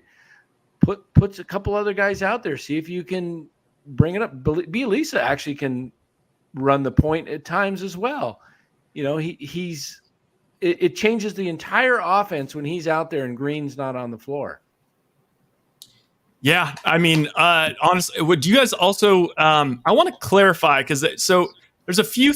What's annoying is that, you know, now everyone is doing the what do you call it? Like the hindsight is 2020 thing, where, you know, it's like, oh, the Mavs weren't actually that good, and, you know, oh, it turns out the Suns, everyone got COVID, and that's why. I'm seeing that all over. People are running with. That's not 2020. That's supposedly just a news story, and that's coming out that the Suns. But the Suns had COVID. It was one player and a few coaches. It was one player, but then the story got picked up, and like a classic Twitter, it just started. Now all of a sudden everyone's like, oh, the whole team had COVID. It was one player. We don't even know. It could have been a bench player. Yeah. But you know, I mean, first of all, I mean, we're talking about a disease, you know, a debilitating, virus, and who knows at what stage. That I don't know that explains everything about the Suns losing to the Mavericks, but it doesn't help. You know, it doesn't help and I had actually heard that it was more than one player, so I don't know. Maybe I don't know what the exact facts are there, but yeah, which player was it? Were there other players who got it afterwards or beforehand? Well, because were there different people in different stages of that thing? I mean, and then it affects everybody differently. But I would not sit here and begin to say that the Suns lost to the Mavericks was because of COVID. Yeah, here's the Athletic thing. It's from the Athletic. 6 individuals, including one player, tested positive either late in the series or the day after Game 7. The player tested positive after. That ain't the way they lost. Yeah, one player. Itchy95 says, is it telling that the one game the Warriors have won thus far, Nemanja Bjelica played a decent amount? You know, I mean, maybe Payton also played 25 minutes that game too. But I mean, is playing Bjelica and having another perimeter threat maybe preferable than to playing 2 non-shooters? Maybe 3 non-shooters. Like, if you're going to go with Gary Payton as a non-shooter, do you maybe take a Looney off the floor for Bjelica? So you replace a non-shooter with a shooter. You know, instead of just having 2 non-shooters, you have, you know, one more perimeter shooter. I mean, that maybe that's a way to you know, keep the floor spread and still get Payton in the game. Because right now, I want to see Payton as much as anybody else. I think Payton's a difference maker. But how do you play Payton when you're getting nothing offensively out of your bigs and you're playing 2 of them? Oh, we've got somebody to cheer us all up. Why don't we do this? Why don't we say goodbye to Steve so we don't have too many voices in the chat? Steve, awesome breakdown, man. And do you have one final thought on your way out? Brand new game 4. I mean, Larry, I think you made a good point that Andrew Wiggins has got to be more of a factor. I mean, he does not have a fundamentally pure shot, but he's a streak. You know, he does make shots, but I think they're going to have to get more out of him. And I like the idea. I mean, right now, Draymond Green is a liability at the offensive end if he's not running the screens and the handoffs. And the fact that they're leaving him completely wide open and he doesn't really look like he's going to make too many shots, they may have to go with Bielitsa at times. But I think that Wiggins is the X factor. And brand new game. I'm hoping Curry's healthy. If Curry's healthy, it's going to continue to go back and forth. Great talking to you guys tonight. Thanks, Steve. We'll talk to you maybe Friday night, huh? It'd be great. Thank you. Steve Coccimiglio joining us, former head basketball coach at DVC. James Foster donates $1.99. He says, Green's game 1, 2 of 12, 0 for 4 and 3, 0 for 3 on free throws, 3 turnovers. And with that, we welcome in Locked On's czar of all that is Warrior basketball, Cyrus Saatsaz. All right, Cy, we've been chirping about this. We've all thrown our 2 cents in there. We want to hear from you. Lots of people in the chat are eager to hear from you. You've been, backed by popular demand. A lot of people are saying, "Where's Cy? Where's Cy?" Yeah, exactly. Totes my goats. Cy, yes. Ranger 44. Where's Cy? G Martinez. Cyborg. Alex, please tell me Cy is here. All right, so Cy, here, wait, one more. Totes my goats. Cy, Snoop, Saatsaz.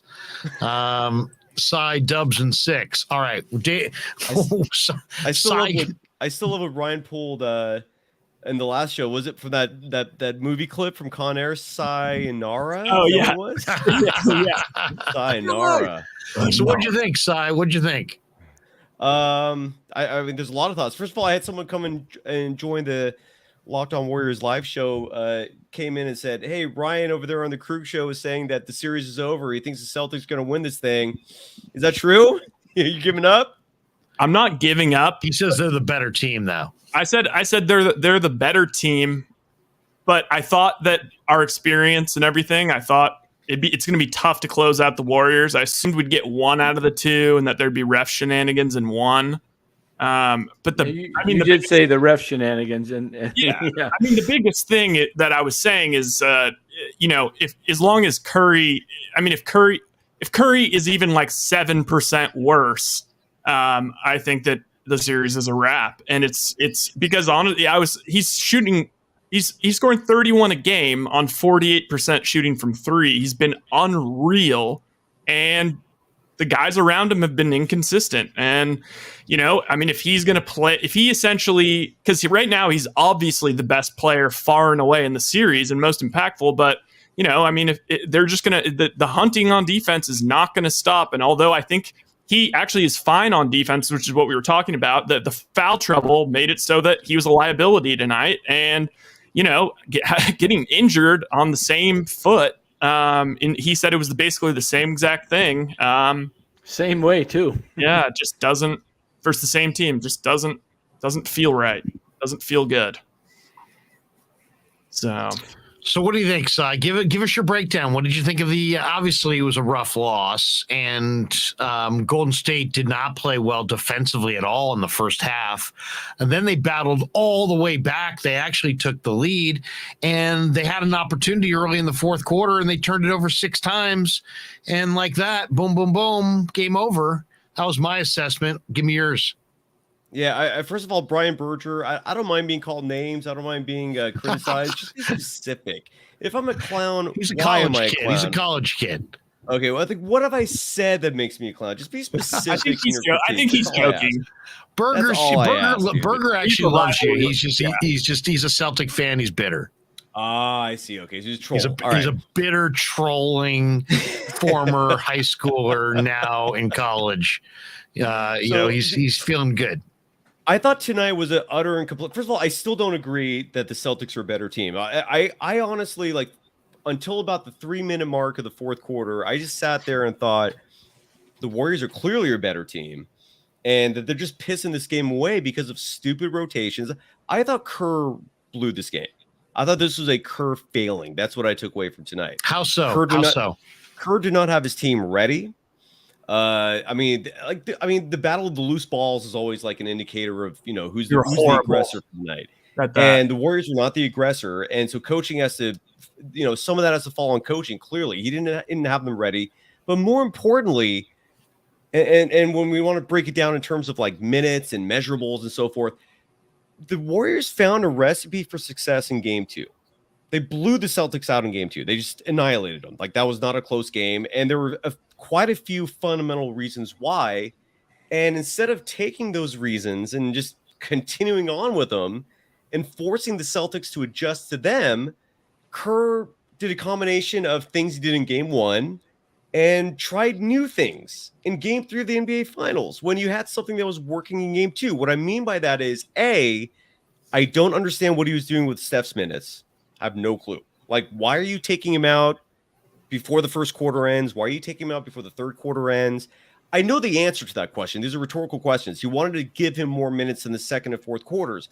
But why are you experimenting now in game 3 of the NBA Finals? Like, why is now the moment to start messing around with Steph's minutes, especially when Saya, I will interject there a little bit because I think in the second quarter, at the end of the first, because he had the 3 fouls at that point, and he didn't want him to get a fourth in the first quarter because he would have had to sit the whole second. And then at the end of the third, he took him out with a minute. No, I don't agree with that, Coach. He had 4 fouls still, but he didn't want him to get his 5th at the end of the third quarter when he was tired. I don't agree with that decision. And not just that, he had his 3rd foul early. Like, it's not like he got the 3rd foul and then got pulled. He got the 3rd foul, kept playing, and then got pulled. So, like, I don't know if that was what the reason was, but regardless, you don't mess with the man's rotations when it's worked all season long. And then in the bigger picture, why is Gary Payton II playing 11 total minutes? Why? Yeah, I agree with that. Why is Nemanja Bjelica playing 3 minutes when you found an opponent that he matches up tremendously with? Why is Andre Iguodala, who's apparently healthy enough to play tonight, playing 2 minutes when the only thing that worked in game 1, which was Andre Iguodala guarding Jason Tatum? Tatum had 12 points in game 1, largely because of Andre Iguodala. Why are you not going back to that? Like, when Draymond Green is struggling, why is Andre Iguodala not the relief?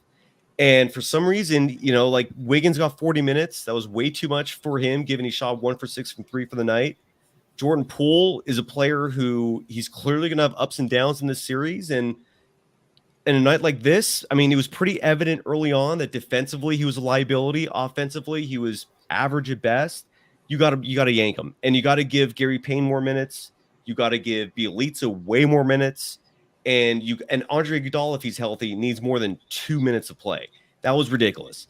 Kerr got outcoached in this game. I don't understand the rationale for the minute distribution because, in my opinion, based on what we saw in game 2 and based on what we've seen all season, when he sticks to this tried and true formula and when he uses the Warriors' biggest strength, which is depth, they win. And tonight he didn't utilize that. And look, Draymond Green laid an egg, man. He had a horrible game. The one thing you could have done with Draymond Green, and this also goes to coaching, is in game 2, they ran that pick and roll incredibly efficiently. And Draymond Green thrives in the pick and roll with Stephen Curry.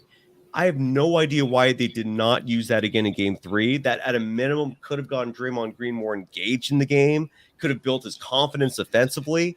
This was just a coaching failure, man, plain and simple. I do not think the Warriors are defeated. Can I give Green one excuse for why he sucked tonight? Yeah. There was this somebody on Twitter, Sports Larry K, tweeted out right in the beginning of the game, prediction, Money 23 Green will be the reason the Warriors win Game 3 tonight. Ooh, ouch. So that tweet alone, I missed that. Honestly, you were correct. You were correct. If Draymond plays decently, do you think the Warriors win? I mean, I put the hex on him with he will lead them to victory, and of course, often wrong. But guys, the bottom line is this, right? Like the Warriors. But the Warriors lost tonight because defensively they failed. I mean, people might look at the Warriors 100 points offensively, but that would have been okay if the defense showed up. Those 16 offensive rebounds that the Celtics grabbed tonight? Is it 15 or 16? It's 15. Yeah. That was debilitating. Like that was just demoralizing. Like that is 15 possessions where the Celtics missed the shot, and instead of the Warriors pushing it back, capitalizing, they had to watch the Celtics get the ball and run a clock, run a play, and that killed them. That killed them. And you could have completely neutralized that by playing Kevon Looney more than 16 minutes. Kevon Looney played 16 minutes to Robert Williams III, who had a great game tonight. It was his first great game of the series. Robert Williams played 26 minutes.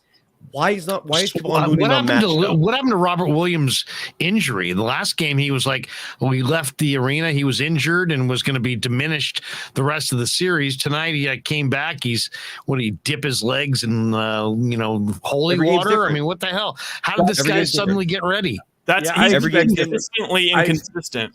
I expect him to not be as effective Friday night. 1 day of rest in between games. That knee is not going to have as much time to recover. Hey, when you were on your show, Cy, my brother Steve was on, and he mentioned that the Warriors tonight were guarding at the very high up, and the Celtics were driving past them and getting into the lane and able to get to the hoop, whereas he believes the adjustment that they should play more of a traditional sag and make them beat them over the top and play man, but don't play so high up, because they were guarding him between the circles tonight, way up top, and then Tatum would just drive past, or Brown. So what do you think, maybe if they play a little bit more sag off of them so that they can't drive, and make them shoot the 3-pointer or the long two to beat them? What I think is that Gary Payne II, Krueger and I have been harping about this all season. I feel like I'm a broken record in saying this time and time and again. Why is Gary Payne II not getting 25 plus minutes a game? Like, he had 25 or 26 in game 2. Yep. Good things happen when he plays. Bielitsa could have solved a lot of those offensive rebounding issues. Andre Iguodala could have solved a lot of those offensive rebounding issues. I do not understand Kerr's minute distribution tonight. And Kevon Looney, it wasn't a great night for him, but 16 minutes for your best rebounder when you're getting killed inside on the glass and inside the paint. I mean, the Celtics. So was he asked about it? Was Kerr asked about it in the post game? I haven't seen any of that yet. Tomorrow's when I'm going to do the whole detailed breakdown based on quotes and attributions and stuff. But I don't know. I mean, the NBA finals are weird. The media game changes. Like, the NBA takes over control of all the media members and who asks questions and so forth. It's bizarre. So I don't know. I'm curious to see if someone does ask, but as of right now, I'm looking at the stat sheet, and Otto Porter Jr. played another great game. He's clearly got to be a part of this long term. I do think Stephen Curry is going to be okay. I did see quotes from him saying that it's a similar injury to what happened, and that's going to be a huge talking point tomorrow in the media. By the way, are the Celtics dirty? Like, that's twice now they've rolled up on Stephen Curry's foot and injured him. I don't know if that's true or not. But first of all, the dirtiest play was not even that one. The dirtiest play was when Horford slid his foot underneath Steph on the 3-point attempt, because it was pretty clear that he knew exactly the spacing there, and he had it all in front of him. He knew where Steph was going to land. This is these veteran big men Zaza Pachulia, going back to the original guy who had this, the same issue came up. These guys know the spacing, to a T. There is no, I didn't realize my foot was right where he was going to land. No, you did. You knew exactly where he was going to land. And they called a flagrant on that. Yeah, and I thought Horford, but I mean, Steph almost gave up. Like, he didn't try to plant on Horford's foot. If he had, he would have rolled the ankle, and maybe it's series over, season over. Instead, he kind of just fell fell to the ground and didn't put any weight on it. Yeah. He's a veteran. He's done lucky. it before. It was lucky. It was probably the most crazy. fortunate You're right. thing of this game. You're absolutely right. That was a dirty play. You're absolutely right, Larry. Like the more you say it and the more I think about it, it's like that really was a vile play. It's like Horford's doing whatever it takes to get his ring. Yeah, that was dirty because if Steph actually did get injured, like, why do we have to wait for the injury before we call it what it is, right? Like that. Yeah, that was disgusting. I agree. Also, I got to say, just to because there's a couple people in the chat saying like Celtics are not dirty, they're just tougher. And like, I don't think the Celtics are dirty. And I don't want to say whatever. So on the bunch of crowd, this guy's having a field day in the comments, which I kind of respect. Shooter 144M, he's pissing everyone off, but I understand. I mean, he Celtics haven't won in a while, probably since this guy's been born, and he's just like living it up in a Warriors post game. He's saying illogical things too. Like he's in the comments. He jumped into Al Horford. No, he did not. So I mean, if you're gonna just make up lies, you're not going to get any attention. The bottom line is this: like, yeah, it was dirty. The roll up play was Steph was screaming. Like that's a weird part. Yes. I don't know if you guys caught that. Steph was screaming in pain, and that's where Draymond Green got the 6th foul. The officials were atrocious in this game tonight. They should have called a jump foul on that scrum. I don't know why that scrum was going on as long as it was. Yeah. They should have called a foul. And when you look at the personal foul totals between the two teams, they called 23 on the Warriors, 17 on the Celtics. The Celtics also had, in terms of free throw attempts, they had 9 more free throw attempts. That flagrant foul free throw attempt for Steph was the only free throw attempt in the entire game. And Steph got hit a few times when he was driving into the lane. So one was directly after the phantom call on him, and he drove in the lane and Smart hammered him. Yeah, this is what I think. I think that honestly, the two biggest things for this game, let's say three. Number one is Draymond played piss poor. Number two is obviously Curry got injured, and that now is going to change the complexion of the series, depending on how well he comes back and plays. But three, I thought honestly bigger than Draymond's play was just the way they officiated that first quarter. It put them in a hole they couldn't overcome. Here's the thing. This is the issue I have, and why originally I was bringing up the soft stuff, what they're just tougher. Okay. The Warriors matched the Celtics' physicality in game 2, and all I heard was bitching nonstop about how dirty the Warriors are and how they turn into a football game. And the same Celtics fans who the Celtics team plays that way, that all of a sudden the Heat punch them in the mouth at home, and I hear Bill Simmons going, they were playing football. I don't agree, even though like the free throws were like 50 to 25 in like the course of 2 games. Okay, so with that out of the way, my gripe is the Warriors are down to play physically, but you can't call the physicality one side, because or else you put us at too big of a disadvantage as the smaller, more skilled team. And in the first quarter, I wrote this down. It was 6 fouls to 1 with 2 minutes and 30 seconds left in the first quarter.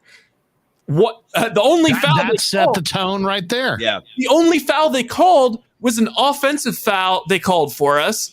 Because Curry, if he picked it up, it would have been his 3rd in the first quarter. Yeah, and so, I remember that. Yeah, it's like Curry is not necessarily a weakness of our defense. He actually is honestly as good of a defender at this point in his career as Klay Thompson.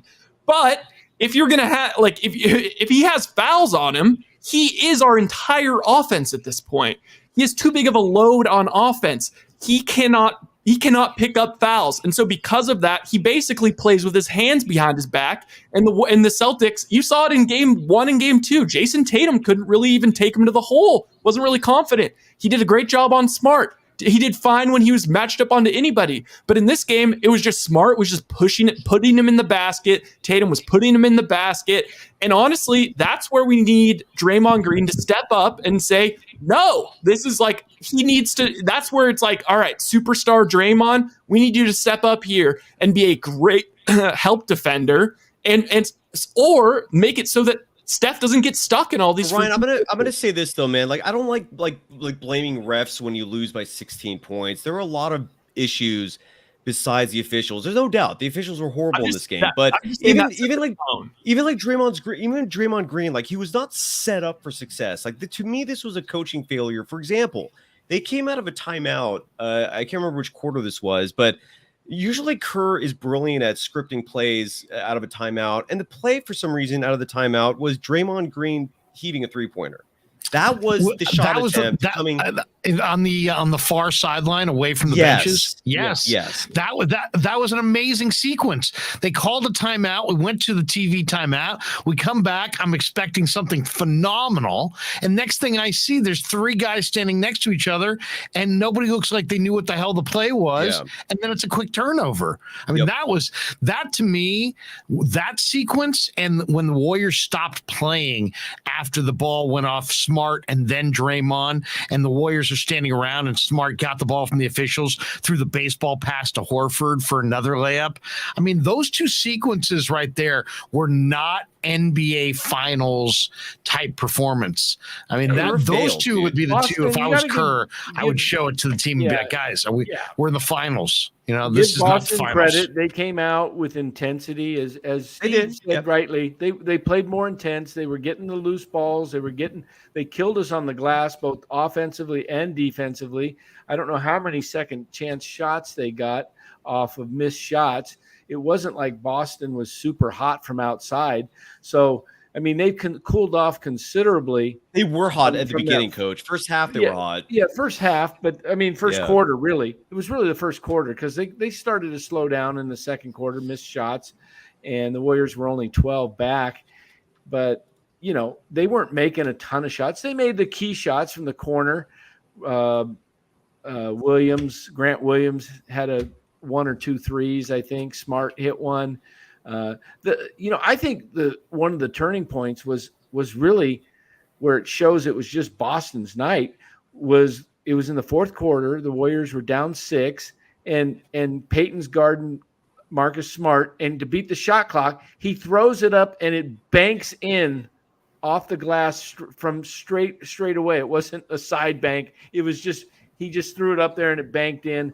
Put him up by 9. It was kind of like, he didn't call it. It was lucky. Yeah. And so then they hit another one and we're up by 12 all of a sudden. Kerr calls a timeout.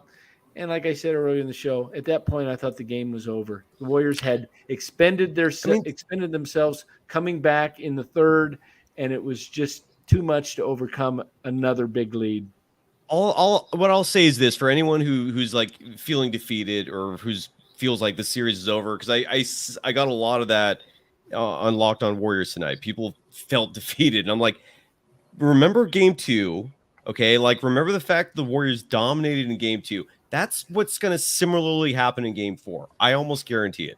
I'm very confident that's what's going to happen. What about the Steph piece, though? Because I would be confident he's going to be fine. I'm not worried about him. But it's a foot sprain. It's not as serious as the last one. Every indication is he's going to be fine. I'm not overly concerned about that right now. And don't forget that the Warriors did have the lead in this game very late in the third quarter. I mean, despite the fact that the Celtics played lights out tonight, the Celtics gave the Warriors their A performance, man. This was like a marquee performance for them. And the Warriors took their best shot, and the Warriors responded with Draymond Green laying an egg, with Andrew Wiggins going 1 for 6 from 3. And for a brief moment there, they were about to run away with this game and win it. They didn't. It sucks. And I feel like if we saw Bielitsa out there, if we saw Gary Payton II out there playing shutdown defense on Tatum and Jaylen Brown, who really had a big game. Jaylen Brown was the difference in this game more than anyone else, I thought. He was ridiculous. You could make an argument he's been the best player in this series if you just want to take snippets of it. Not better than Steph, but for the Celtics by far. Yeah. Well, he's clearly been the best Celtic, but I mean, if they go on and win the series, Jaylen Brown could easily be the Finals MVP.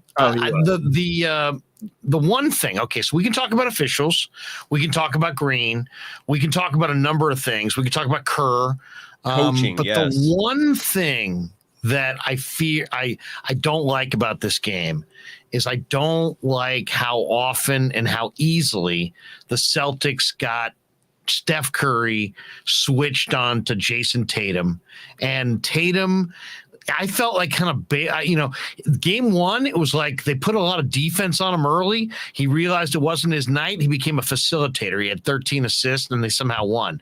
Game 2, he was looking for his shot more. but he was settling for more perimeter shots. Now he seems like he understands that the Warriors don't have a defense for him if he goes all the way in to the rim, and I don't They do see. though. They What do are though, they gonna Larry. They do? didn't use it. Iguodala, man. The reason why Jason Tatum scored 12 points in game 1 was Andre Iguodala. I felt like being Max Kellerman there for a second. Iguodala. But, dude, they really do. Andre Iguodala played incredible defense on Jason Tatum in game 1. He was available tonight. Why they played him 2 minutes, I have no idea. There was a stretch there at the end of the first half where Marcus Smart was eating the Warriors up inside the paint. He was attacking the lane and just going in there and getting basket time after time. I don't know if you remember that. And the Warriors realized, like, we got to stem this. We got to stop this. He's just destroying us. They brought Iguodala in. That was the first time he came in. And I don't know if you had the reaction like I did, which was, whoa, he's playing. Okay. And Iguodala stopped him. He shut him down. Iguodala is still a phenomenal defender. And I don't know why Kerr played him 2 minutes total in this game. I think it's the same reason why they didn't have Peyton out there. It's like, now you have another non-shooter. Well, but you needed defense tonight, man. That was the problem. Like he did not react. Won game 2. They won game 2 with defense. But what's up? In my opinion, the Warriors won game 2 with a suffocating defense. Yes. Exactly. And tonight it was like, it was almost like he didn't know who he wanted to play. This is kind of the issue that the Warriors have right now between younger guys, older guys, hurt guys. It's like Kerr's got a lot of guys that are not great choices, but they're even choices. They're solid. And it's he's got lots of choices, but that makes it also very difficult to find the right sequence of players. You would think where it's June 8th. These guys have been going at it since Halloween. You would think they would have exactly what they want to do down, but it kind of feels like they're reacting in real time. And that's a little disconcerting, to be honest. Well, one of the questions I have with the defense is, does Kerr, I know we're talking about Kerr, but is Mike Brown responsible for the defense, or is that? I know the head coach has the responsibility. I mean, they got a whole staff of people, right? They still have. He's the defensive coordinator. Yeah, that's his role. But Ron Adams is still in the house. He's a defensive guy. He's one of the most respected defensive assistants in the league. And I thought their defense has definitely won many games tonight, but tonight it just. I'm with Cy. When they won game 2, it was the intensity and it was a barrage of many people. It was Bielisa. It was Peyton. I don't have the box score in front of me, but I mean Clay played. I remember it though. But they played significant minutes. 25 for Peyton, I remember. Correct. And 11 tonight, like I said, and only 3 for Bielisa tonight. Correct.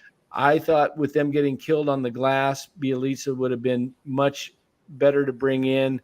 I mean, Draymond just didn't have it tonight, and he was off. Admittedly, so he said in the post game, he played like shit. Said he played horrible. That was his shit. Yeah, that was his words. So like doo doo. Yeah. Toads McGoats, guys, is blaming the time change. Oh, whatever, man. Draymond laid an egg. Wiggins did not play great ball. But I still think this is a coaching thing, because even with Draymond, they ran that pick and roll in game 2 incredibly efficiently. And whether it's Steph and Clay or Steph and Dre, that pick and roll is deadly. Yeah, but Steve Kerr loves his off the ball motion. He loves his split action, and he, I don't know why he stubbornly refuses to use what's most effective. He didn't, and that could have gotten Draymond more engaged. That could have gotten him a few more buckets. That would have built his confidence. And instead, they did what they did. I'm really baffled by what Kerr did tonight. Berger said at 10:38 in the comments, he said they got away from that Draymond Curry pick and roll because Celtics made the adjustment of having Tatum on Draymond and Horford on Wiggins. They didn't just abandon it for no reason. What do you think? I didn't see that, so I don't know. But if Al Horford is guarding Wiggins, then Wiggins needs to be attacking the rim. Because if Al Horford can shut Wiggins down, then Wiggins is a huge problem himself. And I mean, that then Wiggins is not as great as we say he is. I mean, if Andrew Wiggins cannot... Williams is in the game, though. I think everyone's afraid to go to the rack with Robert Williams when they do have that too big lineup.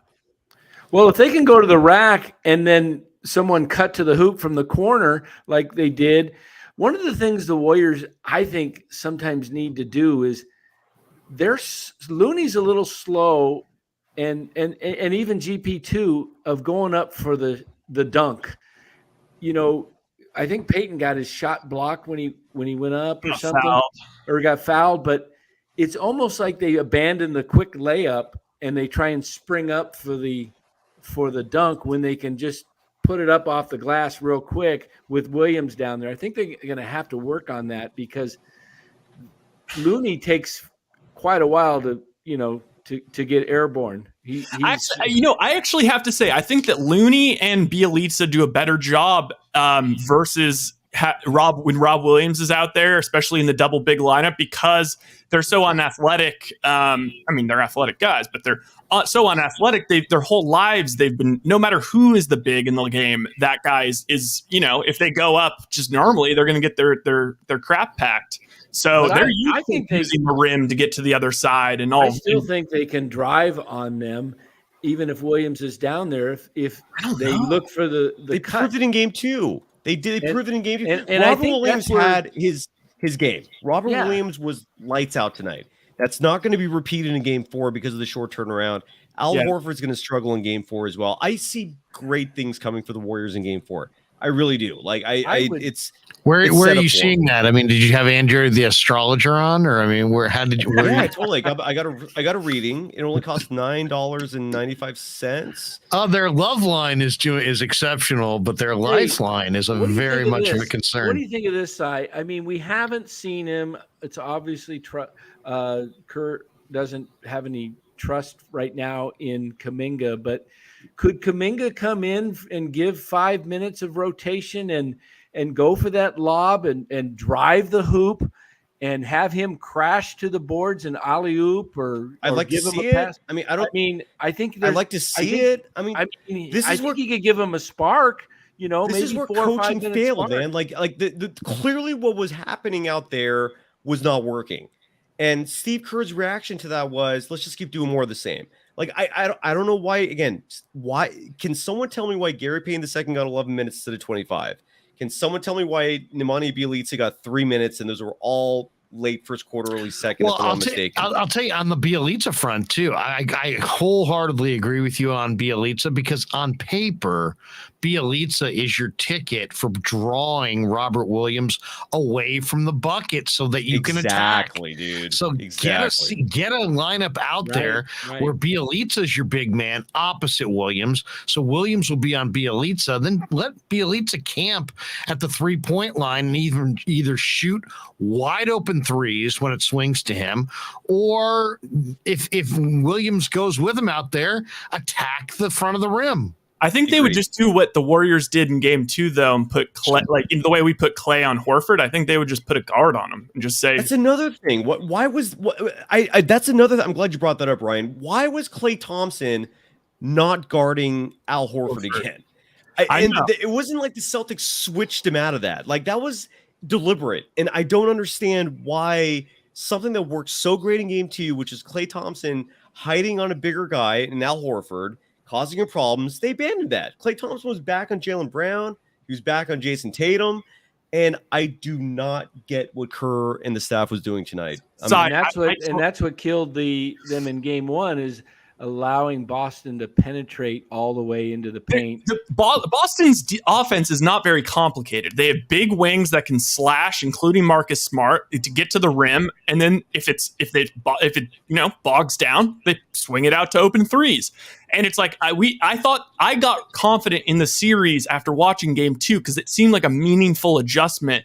And I wasn't quite sure how the Celtics would go about attacking our defense when we had Clay on Horford and we had Wiggins doing a serviceable job on Tatum and we had freaking Draymond taking Jaylen Brown out of the game. But then I think the biggest thing, honestly, and what kind of freaked him out was just Curry getting the foul trouble early, and all of a sudden they had a big weak point in that. You don't think so, Cy?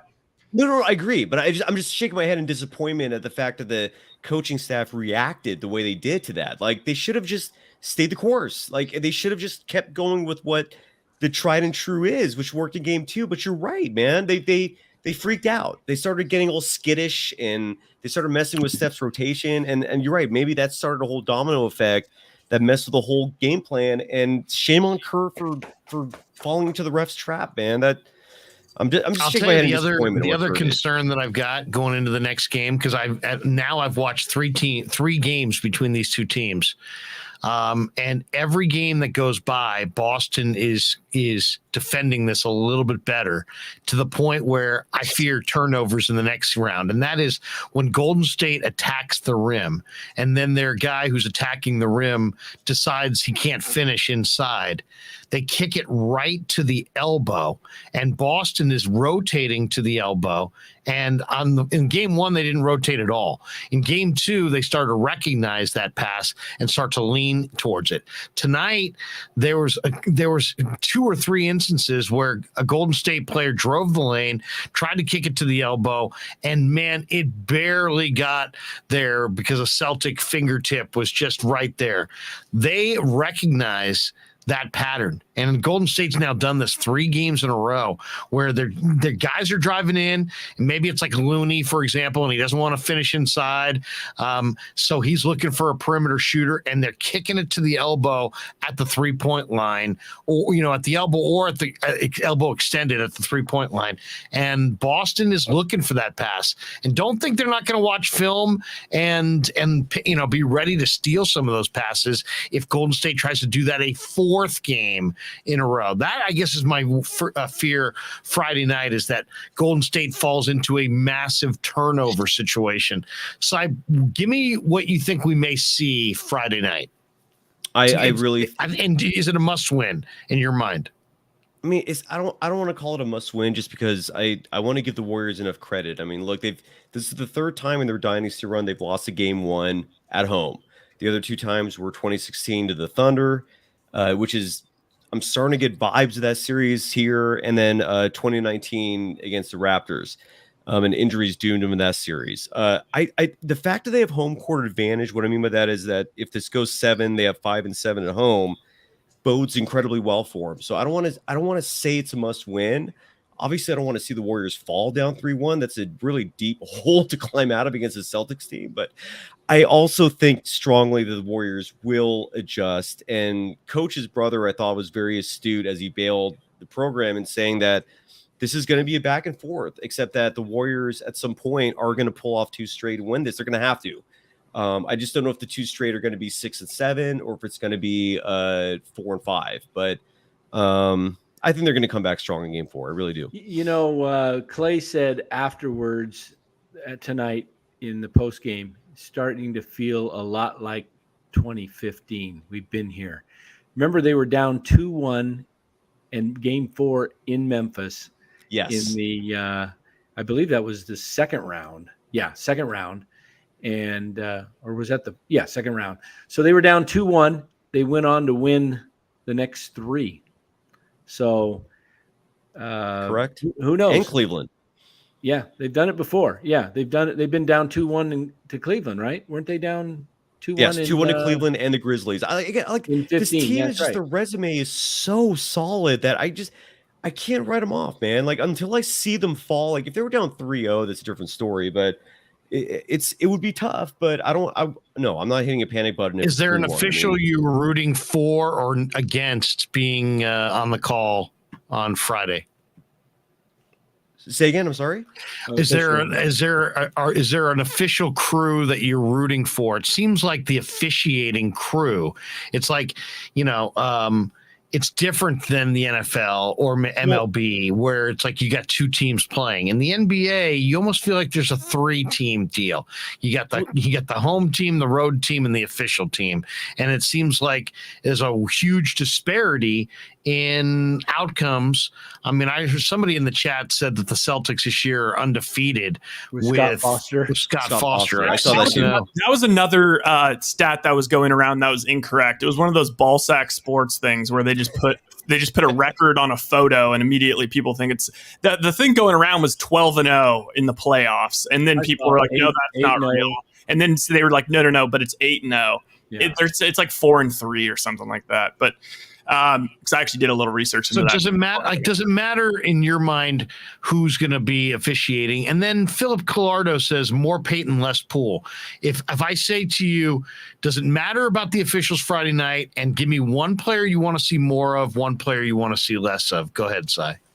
Yeah, I like what Philip wrote. I think no matter what, you got to give Peyton 25 minutes. You have to.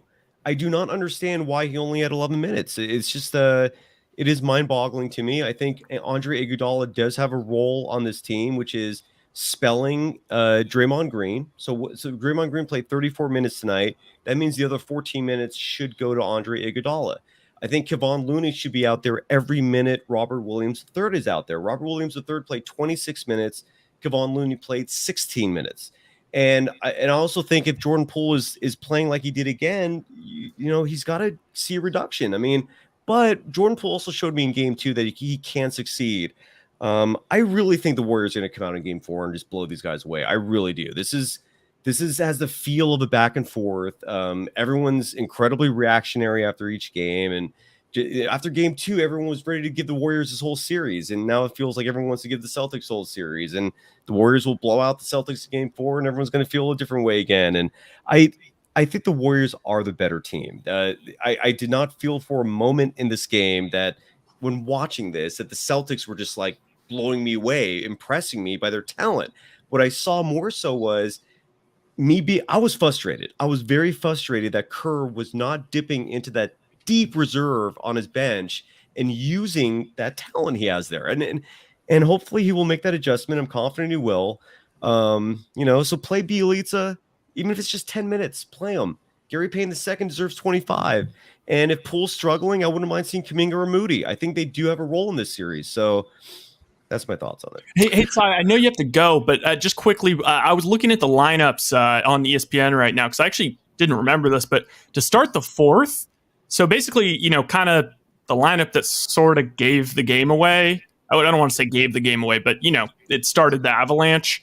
It was Curry, Gary Payton, Draymond, Wiggins, and Poole, which is an interesting lineup. I think that what Kerr might have been going for with the Poole was like maybe Poole got going at the end of the 3rd. He thought a little bit, but yeah, I think Poole was brutal for them. And looking back at when they made their run, it was the same lineup that's done the best this whole series: Steph, Clay, Wiggins, Porter, Draymond.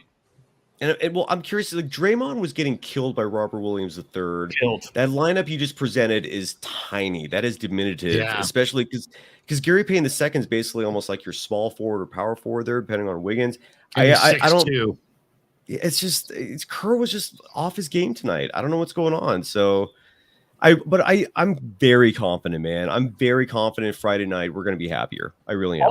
Another thing, I am too. I think Golden State wins Game 5. I really do. And then, I'm with and you. then it really comes down to, or Game 4, I should say, and then it really comes down to, Game 5 in Oakland, and can Golden State win back to back? And the one thing that's so frustrating is that Boston seemingly after losses reacts 6-0, now 7-0, and I think the margin of victory is like over 16 points a game on average. They haven't lost a back-to-back blowing game people since January. Since coming off a loss and blowing people away. I don't believe that. That can't be true. That they're winning by 15. Sometime in January. They haven't lost back-to-back games since mid-January. No, that's not true. They lost back-to-back in, I think, March. Did they? Yeah. So that's it. Someone was incorrect then. All right, Dan's been muted. Dan, we'll say that again, Dan. He got ball sacked. Yeah, see, the look at that. Warriors also haven't lost 2 in a row, so We had to mute Danny. I mean, if you bring an incorrect stat, even Buster is disappointed in you, Danny, right now. Even Buster's like, that's not my owner. That's not Clay Kittle. I like that's that. not the guy who puts kibble in my bowl. Okay, that's not.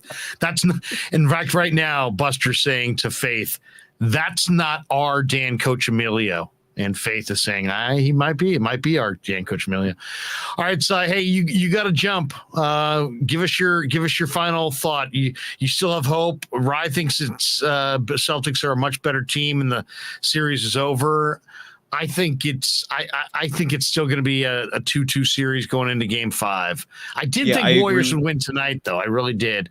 So this is the first time I've been a little surprised, but I still think Golden State gets Game 4, and then it goes into a best of 3, with 2 at home. I didn't think the Warriors would win both these games. So I really think they're going to win a Game 4. I want to add mask up people. Like I've had this thing over 2 weeks, and for some reason it took a turn on me a few days ago. Like I'm not doing good, man. So thanks for having me on. I'm sorry if I'm not on my A game. I'm a wreck, dude. I'm sleeping 18 hours a day. I'm coughing up aliens out of my body. This is not supposed to affect the czar of Locked On Warriors this way. Video is beating me up bad, so I'm gonna go to bed right now. Thanks for having me. But I also think Friday night we are going to be happy. I think the Warriors will win. I'm confident. And new prediction on the series: Warriors in, I think 7. 7. Okay. Yeah, I said that. I'll I mean, say 6. I said at the beginning it was going to be 5 if they're fully healthy, and 7 if not. And they didn't have Gary Payton II in Game 1. I don't know. It just frustrates me. 11 minutes. Like you'd think by now Kerr would have faith in his guy. Like it's disappointing. It's just one blind spot. And I do understand it because it's situational and has to do with the other players and this and that. But I think I would start with, Gary's got to play a certain number of minutes and work from there, as opposed to let's work out everybody else's minutes and see what's left for Gary. Let's prioritize Gary's minutes. That's what I would say. Man. And Bielitsa. There's a reason why they won Game 2. Like I thought Kerr would repeat the recipe. Like he found the recipe. Why not use that again and force the Celtics to adjust to that? He didn't use the same recipe, and I'm just baffled. I'm really baffled why they did not repeat what was successful in Game 2 and Game 3, and hopefully they will do that in Game 4. I'm confident they will. And if they don't, they're screwed, man. But I have faith in them because they are intelligent. So there's a lot. He's got a lot of decisions to make this year. It's not like the key team with KD where it was like, okay, you have your clear delineation. You've got a lot of decisions to make. There's a lot of gray area there, and he's got great depth. But how much of it? Who does he trust? Who does he not trust? What does he believe in? What does he not believe in? So yeah, he's got a lot of choices here. So I will let you get on with your rest of your night. Thanks for stopping by, brother. Yeah, thanks, guys. Better. Love you, man. Feel better, yeah. Saatsaz. Hey, let me clarify one thing here. Technically, the Celtics did lose back-to-back in March, but the second game on the back-to-back, they sat Horford, Tatum, Brown, and Williams and lost to Toronto in overtime. Semantics. So really they didn't even. You're saying that you were wrong, but in the spirit of it, you were right. Yeah. I mean, basically they haven't really lost back-to-back games with their crew since January, which is Warriors also never lost an NBA Finals in this era. There you go. What's that? They've never lost an NBA Finals in this era.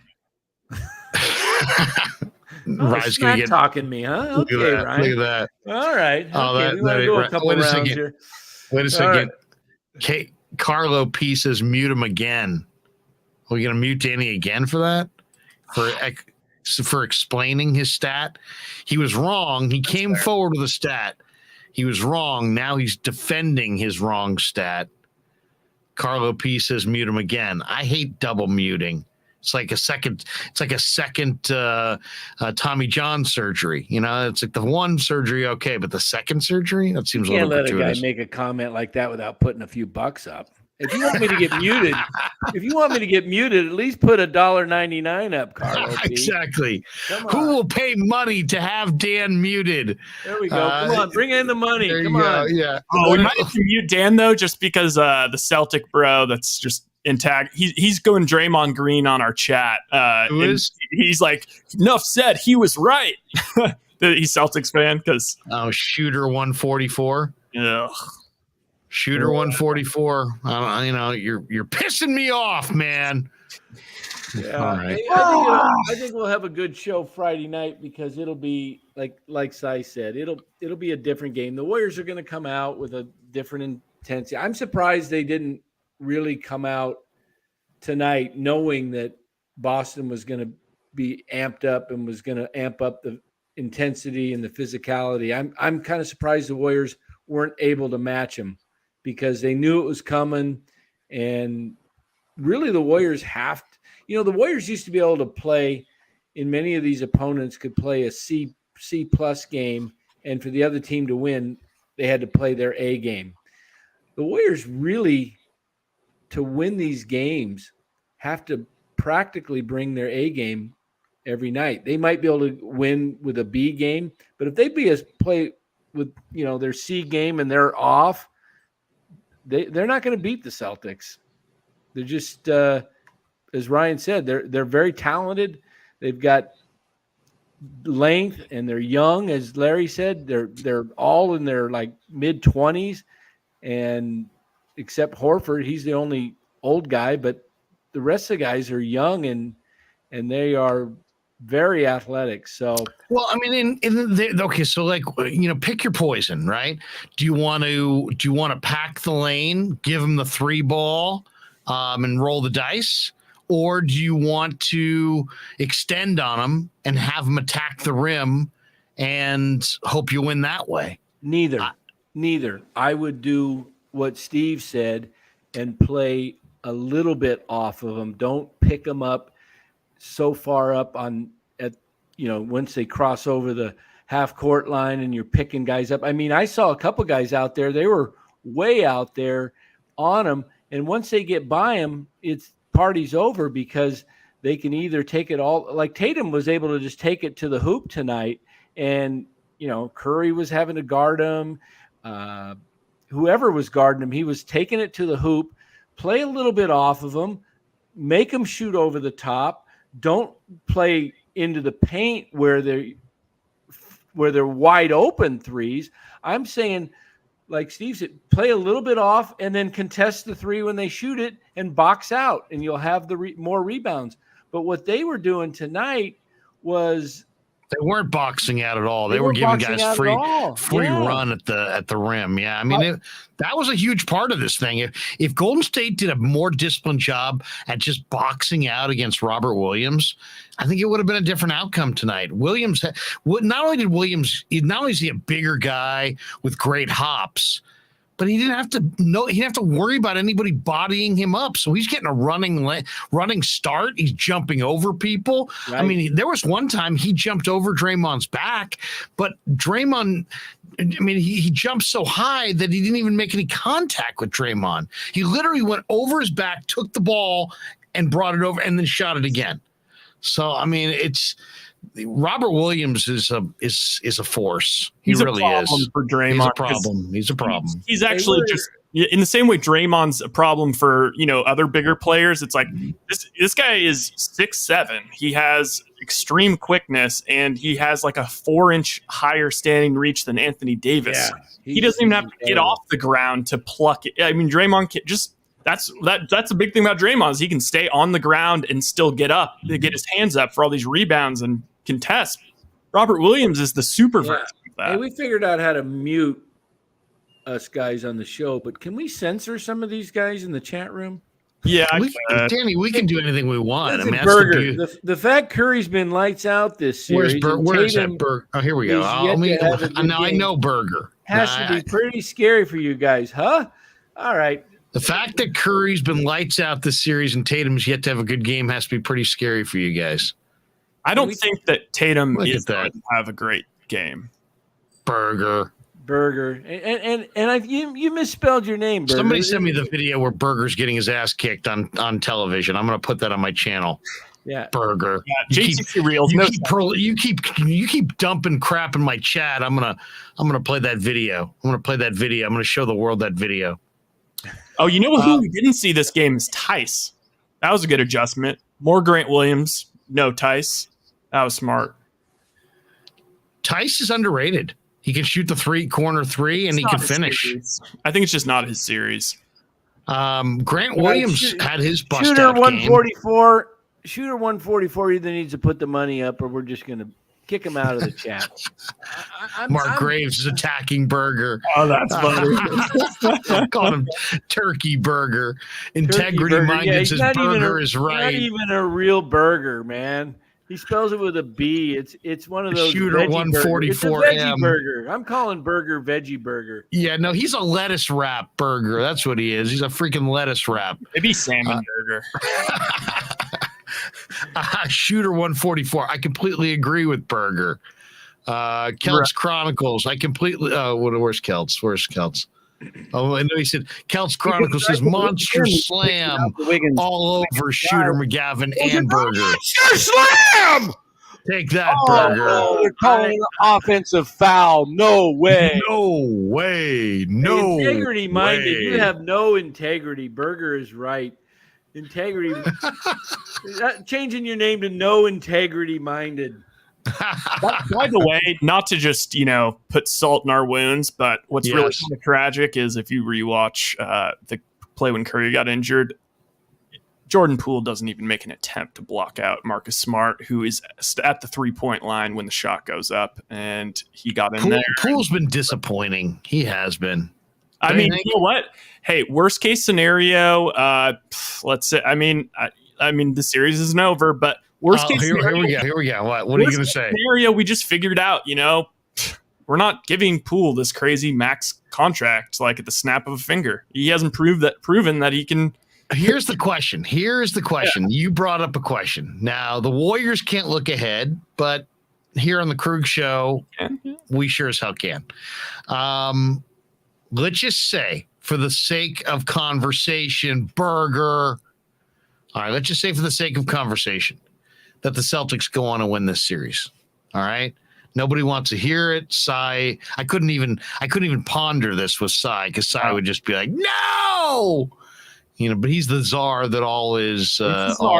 He's the czar of Warrior Nation, Locked On Warriors. All right. If the Warriors go on and lose this series, and let's just say we don't know how they lose, just that they lose. Based on what you've seen thus far, would you rather pay Poole, and you got to do one of these two? You got to either trade Andrew Wiggins. You want to trade Andrew Wiggins and pay Poole the max deal, or trade Poole and extend Wiggins? Trade Poole. Who would you rather have between Wiggins and Poole going forward if you can't have both? Wiggins. But the problem is we don't have another player have like Poole. Like, it'd be nice to have another player like Poole, but I'd rather Wiggins. He's proven himself to be consistent. I thought even like today, we're kind of saying, oh, he had a little bit of a down game. I mean, dude still had 8. He misses wide open threes. He's not an awesome perimeter shooter. Yeah. And he's a little hesitant to put it on the deck and go to the front of the rim. So it's like I would say Wiggins, but there's something about Wiggins' game, even though he's a good defensive player and he's obviously playing his best basketball of his NBA career right now with Golden State. And Poole also averaged 25 a game when Steph was out, and looks like he's got huge upside. And a lot of people saying, "Oh, he's a future superstar." I'll pump the brakes on superstar, but I do think they're both outstanding. I mean, I don't think either's an all-star, even though Wiggins is technically an all-star. But, they're in that tier right below all-star in my mind, even though Wiggins has gone to one all-star game. I guess I'd probably lean towards Poole because of the age and try to move Wiggins. But you want my answer? What do you got? Neither. This is going to be Neither. controversial. Look at this. SecureMoney.com on the web. I'm going to go controversial here, and I'm going to get I'm going to get some slack. But hear me out. If they lose this series, and they've got to, they need to crunch the numbers and can only pay a couple guys. Who are you getting rid of? Who are you getting rid of if they lose the series? I would trade Draymond because you have Kuminga up and coming, and he's 32. He'll be 33 next year. Wiggins is 27. You don't get rid of young star talent in the NBA. You build them up. Green has a year or two left after this year, and that's it. And if you don't win it this year, I would get rid of his contract, and I would go with Kuminga at that position. I don't know, man. Get rid of Draymond Green, really? 33 years old he'll be next year. I mean, look, they're not going to get rid of Clay because Clay's just too much of.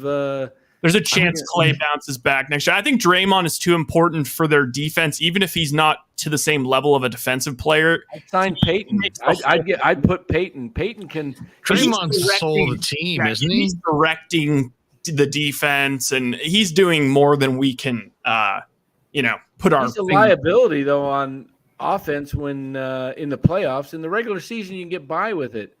And Draymond he's the top defensive player in the league. I'm not questioning that at all. He's a tremendous defender. I would trade Draymond, but I need a top 3 pick. You might be able to. I don't. What's that? There's no trade value for Draymond. No one wants a 33-year-old guy who. Well, no, I totally disagree with that. But I mean, I hear you though by saying there's a big difference between you're not going to get a top 3 pick and no trade value for Draymond. I think most NBA teams would love to have a Draymond Green. I mean, you don't think if Miami would be great. He'd be great with you don't Miami. think a contending team that hasn't won a title wouldn't look at Draymond Green as the key cog to get him over the top? But the thing is, I want something big time for him. I'd want like a top 3 pick. I want Boncaro or. What I'm saying is like there would be a team that it's not a Westbrook situation where you have to give away a first round pick to get rid of him, but he's not. His value across the league is not nearly what it is to the Warriors, and therefore, I don't think. I agree. But for certain teams, right? I agree with you across the league. But what about the teams? Okay, who are the teams? Portland. There's probably a half dozen teams around the NBA. They have good players, but they haven't climbed that mountain yet. Mm-hmm. So you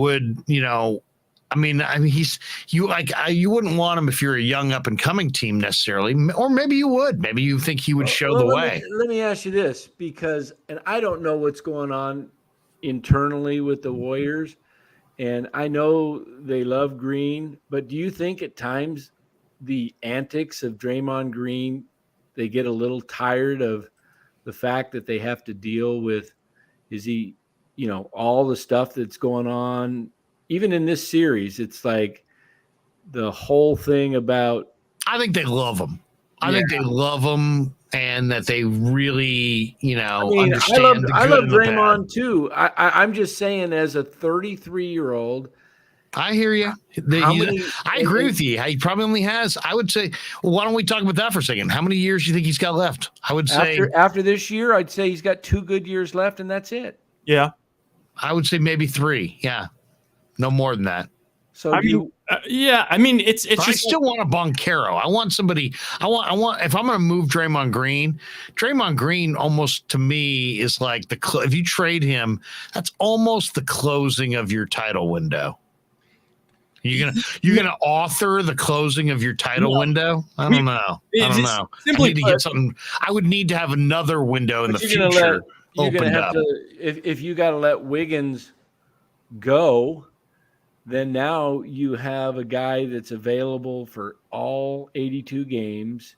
He doesn't miss games unless. Wiggins makes sense to let go, right, Danny? Because they've got Moody and Kuminga, and if you could get a good ransom for him, yeah. I mean, if just to let him walk, though, I mean, you'd have to get.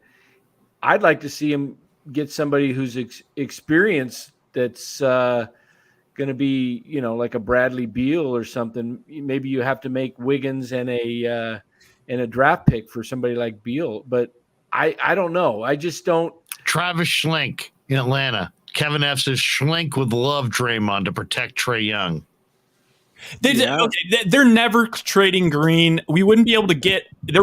Our team would be significantly worse from a trade because we're not going to be able to get anything that could replace what Draymond does or anything that could make. Draymond is very difficult to replace at all. I'm just saying. Yeah. Well, just because you can't replicate Draymond doesn't mean that he's a Hall of Famer. He's a point power forward who leads your team in assists and is your rim protector. He's your. I mean, you're right. If you said, "Hey, I want to trade Draymond, and in this trade, I want to get a Draymond back," good luck. You're talking about a power forward who's your facilitator on offense and your rim protector. I mean, I don't even know in the history of the NBA if there's a player truly like Draymond Green. I mean, I think if the Warriors, let's say the Celtics don't win it, I do think they can come back next year with Wiseman and Green, and I think they could come back with practically everybody if they're willing to pay everybody back if they win. To get Beal, I wouldn't even want Beal. And I don't want Beal either. Yeah, I don't know. I just threw him out. I was just thinking because they had talked about it. But Beal's a 6'3" guard. Yeah. I mean, you're going to trade all these assets for a 6'3" guard. I mean, if I'm going to do that, I'd rather have like Donovan Mitchell. And I mean, you know what I mean? If Utah's going to break it up. If you could, because of what's going on in Utah, and if you can trade Green for Mitchell straight up, I'd do that. They wouldn't do that. This is the only thing that would work is they could potentially trade probably Kuminga, Wiggins, and maybe Poole. I don't know what it would take. I don't think they're trading their young group to keep an aging team. Lacob is trying. Oh, you said Gobert. I thought you were saying trading. Well, how many years does Gobert have left? Yeah. What is he? 31. Miss games. I think they want. How old's Gobert though? Gobert's 31, isn't he? 32. Mm-hmm. Maybe he's a little younger. 19. Moody's 19. Poole's what? 21, 22, 29. And 29 is Gobert. Wiggins is 27. 27, yeah. Wiggins. I think they're going to, How about this? Sacramento has the 4th pick in the draft. They want to move up to get one of those top 3 because they either want Chet Holmgren, Jabari Smith, or Boncaro, but they probably can't do it. There's a lot of speculation they'll trade out of that pick at 4 because they don't want Jaden Ivey.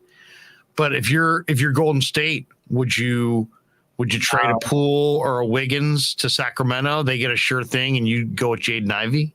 No, because Jaden Ivey's electric, man. I know, but it's like, oh my God, imagine what Jaden Ivey could be. He could almost be Jordan Poole.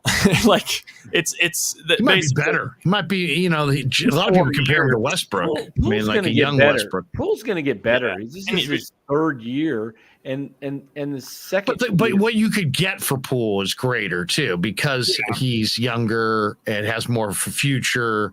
There's a lot of people that like Jordan Poole. It all depends on how much they want to pay. If Lacob's willing to pay the luxury tax, he's going to keep the higher priced guys. If he doesn't want to pay the luxury tax and pay, millions of dollars because he's way over, then he's going to get rid of one of the top guys, which is, Wiggins or Draymond or Clay. And I don't see him getting rid of Clay just because of what Clay went through. And I think he'll be loyal to stick with Clay throughout the career. The difficult part is going to be in 2 years when Clay's contract's up. What are they going to do? Are they going to let Clay walk at that point? Or are they going to, I guess it all depends on what Clay version of Clay is. But, here's the one thing about it is on the surface, you would say Steph's a lifer, Clay's a lifer, Draymond's a lifer. But then you go and look at your Warrior history. And Rick Barry didn't finish here. Chris Mullin didn't finish here. Joe Barry Carroll didn't finish here. Yeah, but none of those guys. Mitch Richmond didn't finish here. I mean, Nate Thurman didn't finish. Name me Chris Webber didn't. Do you see what I'm saying? No Warrior great player finished with the Warriors. Yeah, but they've all moved on. What the Warriors were in the past. Like they had championship teams, of course, a few times, but it wasn't. It wasn't this. This is. But I mean, who are you going to the finish line with? Is my question. You're not going to the finish line with all these guys. That's my point. You're going to the finish line with Steph, but are you going to the finish line with Clay? Steph, you're gonna. I don't know how long they go with Clay. I know how many more years has he got after this? 2 on his contract because here's signed. The thing.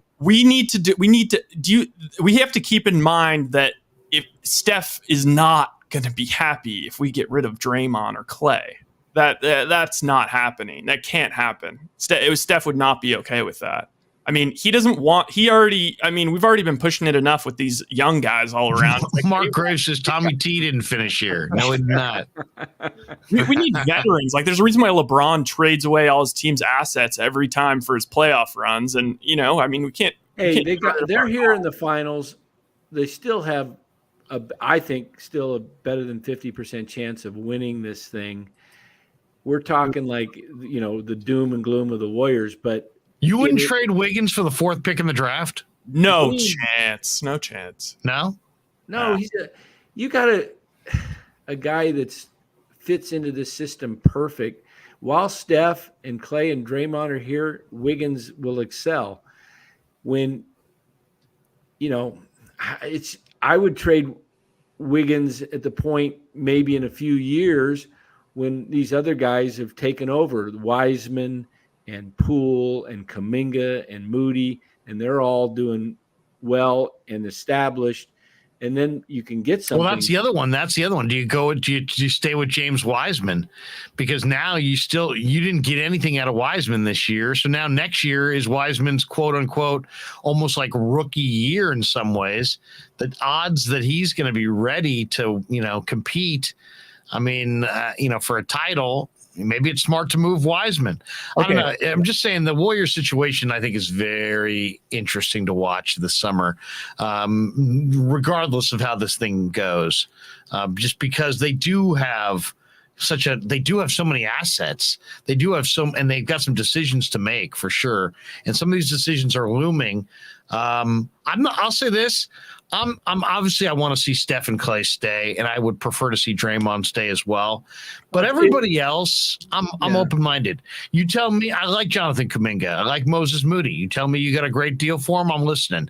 I like Jordan Poole. You tell me you got a great deal for him, I'm listening. I like James Wiseman based on what I've seen of him. You tell me you got a good deal for James Wiseman, I'm listening.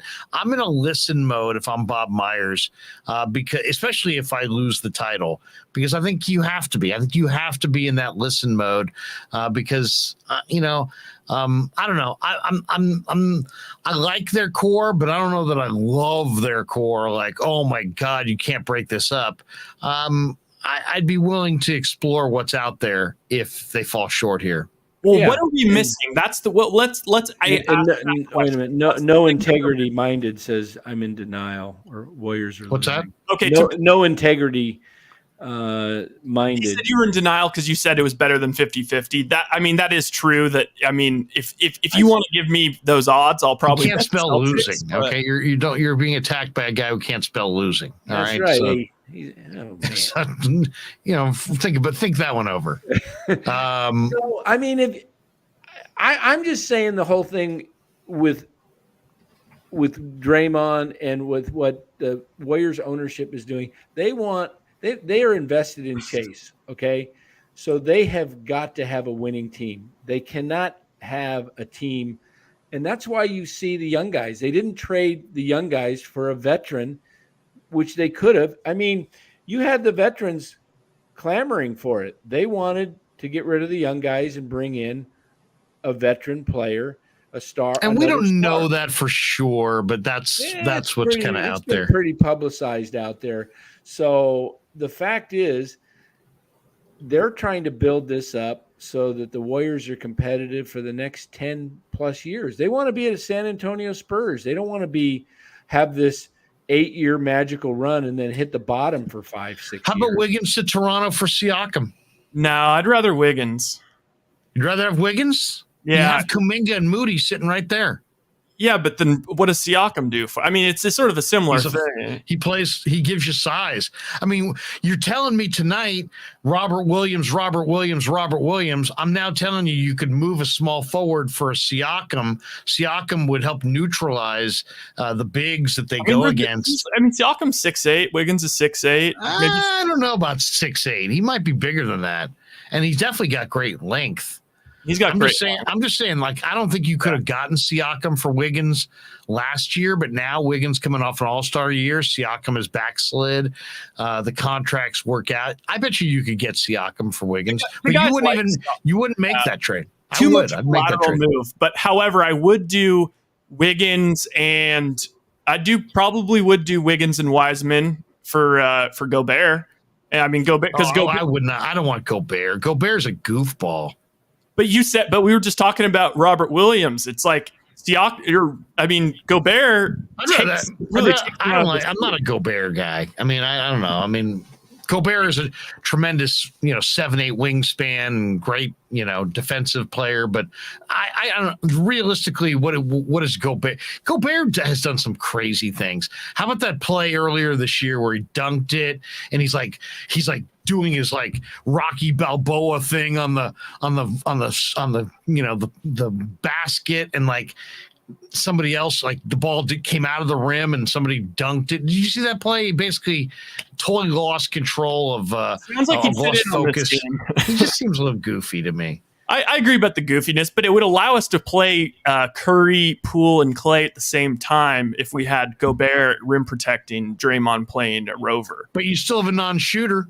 I mean, isn't the answer more like a Boncaro? And now, I'm not that you can get Boncaro, but as far as a 6'10" guy with a legit perimeter face-up game to play with a non-shooter, wouldn't you rather have that? I mean, can you go? To me, if they lose this series, I think they almost have to look at what would change their dynamic a little bit, and having a more of an offensive big to play with, a defensive player like Draymond might be what they're looking for. I don't know.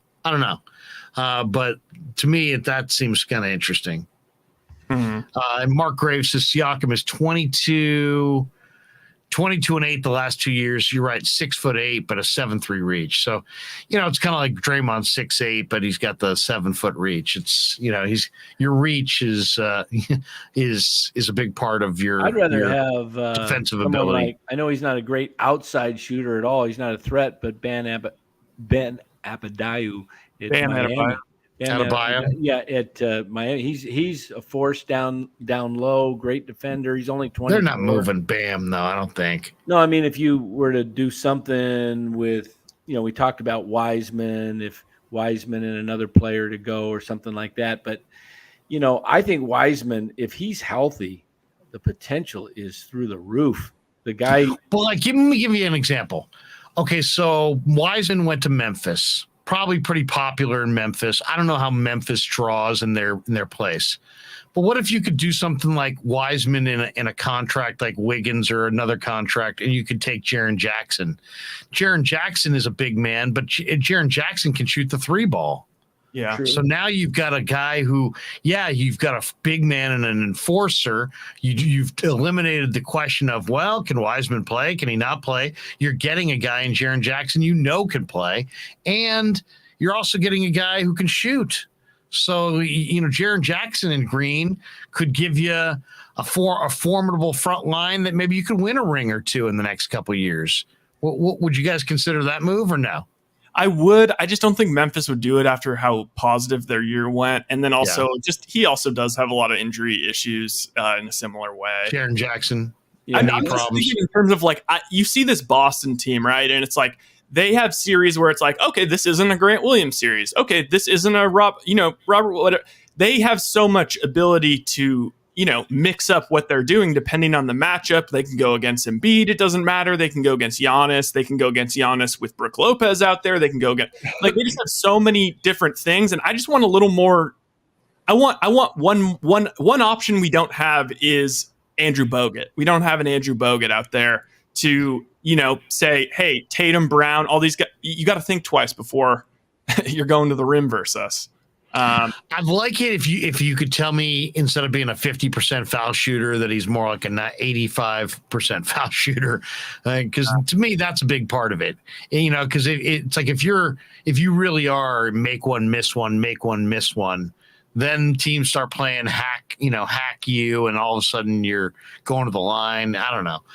If I'm gonna get some big man, I need him to shoot at least 75%. If I can get closer to 90, I think that would be great. I mean, the Warriors were really counting on Wiseman for the playoff run when he was down in the G League and things were looking up. He was played 2 or 3 games, and then all of a sudden, they had to shut him down. But that's been a huge miss for them because their offense gets a little stagnant at times against strong defensive teams that are on the perimeter, like Boston. When they can clog them up on the outside and force them, they're not able to do backdoor cuts as much, and because of their length, they really, really miss that inside threat and that lob threat. And Wiseman, he's a guy that can shoot the 3 as well, and I believe he's going to get better with that. He's just got to be healthy. If he's not able to go in summer league, I mean, I don't know what they're going to do, because who's going to pick him up? He's Jimmy G. Who wants to pick up a guy that is not available? He says what's that? Lot Hat Truth, or no, Lot. Low That Truth 05 says, I like that kid from the Hawks. He's super athletic like Bam. He played college ball at USC. And someone's like, Mobley? No. He's talking about Onyeka Okongwu, I'm pretty sure. Yeah, he played with Lonzo Ball and because you're never getting Mobley out of Cleveland. You can just forget that. Played with but you might be able to get a Okongwu. Chino Hills High School, the 3 of them. That team is so loaded. Guys, let's do this. It's 11:40 and we haven't talked to any Giants. So why don't we do this? Why don't we pay the bills, take a breath, get a drink of water, come back and talk a little Giants before we say goodnight? Should we do that? Good. Yeah, I'm hungry. We've been doing this for a while here. Let's do this. First, we'll have a word from our sponsors, and then we'll be right back to finish up the Krueg Show. Larry Krueger here for Telmetrics. Thanks to Casey Bateman and the good people at Telmetrics. If you're an occupational therapist, if you're an orthopedic surgeon, a chiropractor, a physical therapist of any kind, Telmetrics is designed for you to use in your practice and will greatly benefit your patients.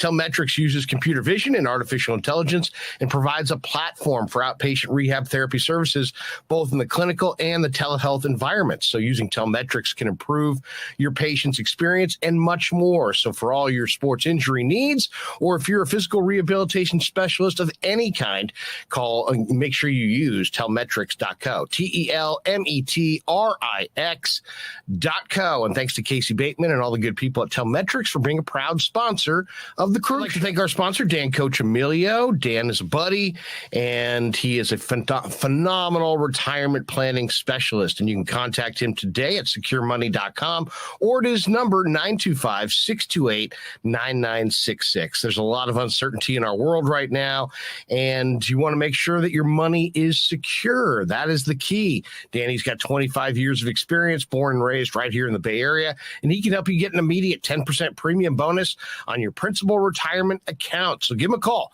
925-628-9966. He'll make an appointment with you, and you can sit down. It's not a one-size-fits-all kind of a deal. He'll consult with you and come up with a strategy to get you going to where you want to be. Once again, 925-628-9966, securemoney.com on the web. And thanks to Dan Coccimiglio and all the people at Secure Money for being proud sponsors of the Krueg Show. Quite gingerly. All right, welcome back to the Krueg Show. We also have our 2 newest sponsors, and we want to mention them right here.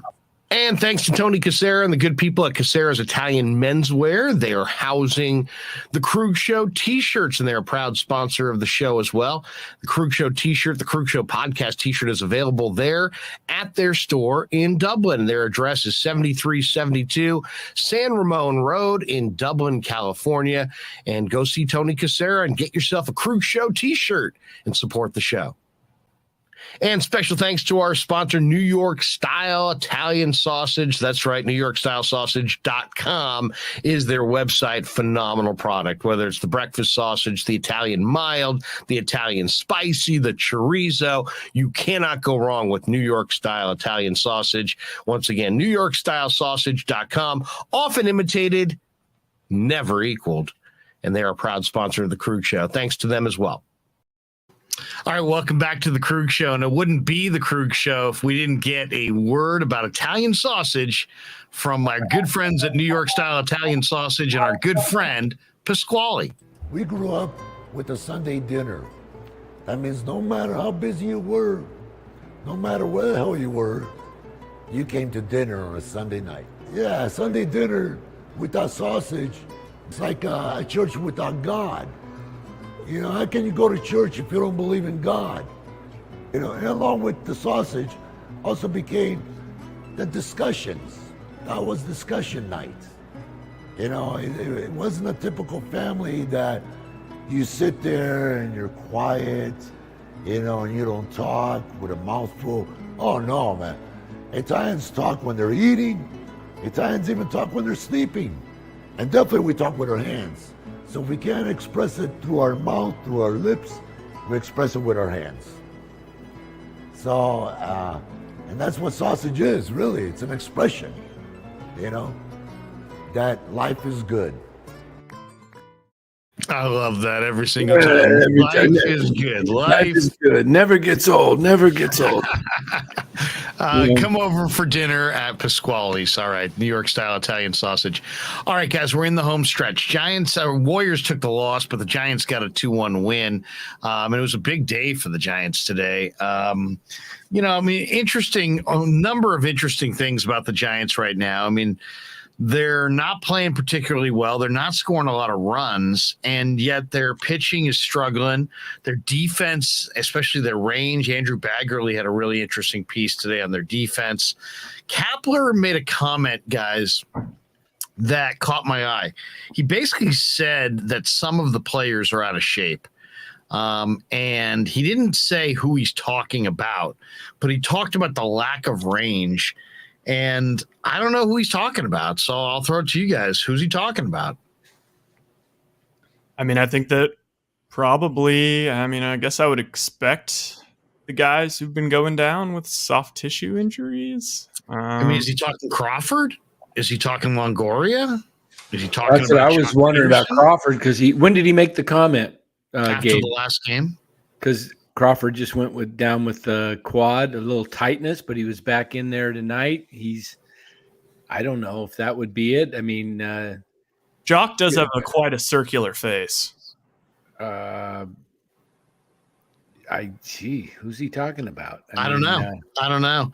But, you know, it's funny. I mean, looking at the Giants, I mean, Carlos Rodon at the beginning of the year looked terrific. Now he kind of looks tired. Today it was made official. Joey Bart was farmed out. You guys saw that. He's now down at AAA. And then Farhan, instead of, I guess we all kind of assumed, well, if they farm out Joey Bart, they'll bring up Papirski. But then they didn't. They traded for a catcher, another catcher I'd never even heard of, named Wynn in Philly's system, and they gave away Michael Plasmeyer, a left-handed pitcher, and cash to make that deal. And by the way, Logan Webb now will start tomorrow on normal rest. Instead of going game one against the Dodgers on Friday night, the Giants will go bullpen game probably on Saturday. So the Giants, the bullpen game has worked well for the Giants, and maybe that is a way for them to kind of maybe upset the Dodgers' rhythm offensively a little bit. We'll find out. Where are they going? Junis must be going Friday. Got bumped up to Friday then? Junis, that must be. I don't know. Junis was supposed to go Saturday against Urias. Let me look here and see what they did. But what do you think? I mean, not just about Logan Webb and the rotation moves, but Joey Bart being farmed out. I mean, to me, it just seemed like inevitable. I mean, everybody just quickly jumping to the, you got to trade him now. And obviously he's a bust and all that, pump the brakes on that. It's like, it's not that I'm not saying that he's not a bust, and I'm not saying that he's not a disappointment, but we discussed this before. Matt Williams in the late 80s came up, hit 205, went down, got better, came up, hit 195, went down, got better, and then eventually, as we know, broke in and established himself in the big leagues. So it's not like it's an impossible thing. Joey Bart has massive right-handed power, but are the Giants done with Joey Bart? I mean, is Patrick Bailey the catcher of the future? Are the Giants going to trade for Wilson Contreras? Are they going to trade for Sean Murphy? Are they going to make a trade in the middle of the season for a catcher? I mean, I guarantee you with the lack of catching around MLB right now, somebody would take Joey Bart and do what the Giants are going to try to do right now, which is, put him together offensively in the minor leagues. There's plenty of teams that would take Joey Bart if you wanted to trade him. That's for sure. What do you guys make of the move of the day, and where are you guys with Joey Bart? Well, I'm with. I think it was a good move to send him down. We've been talking about it for weeks that it was inevitable that it's going to happen.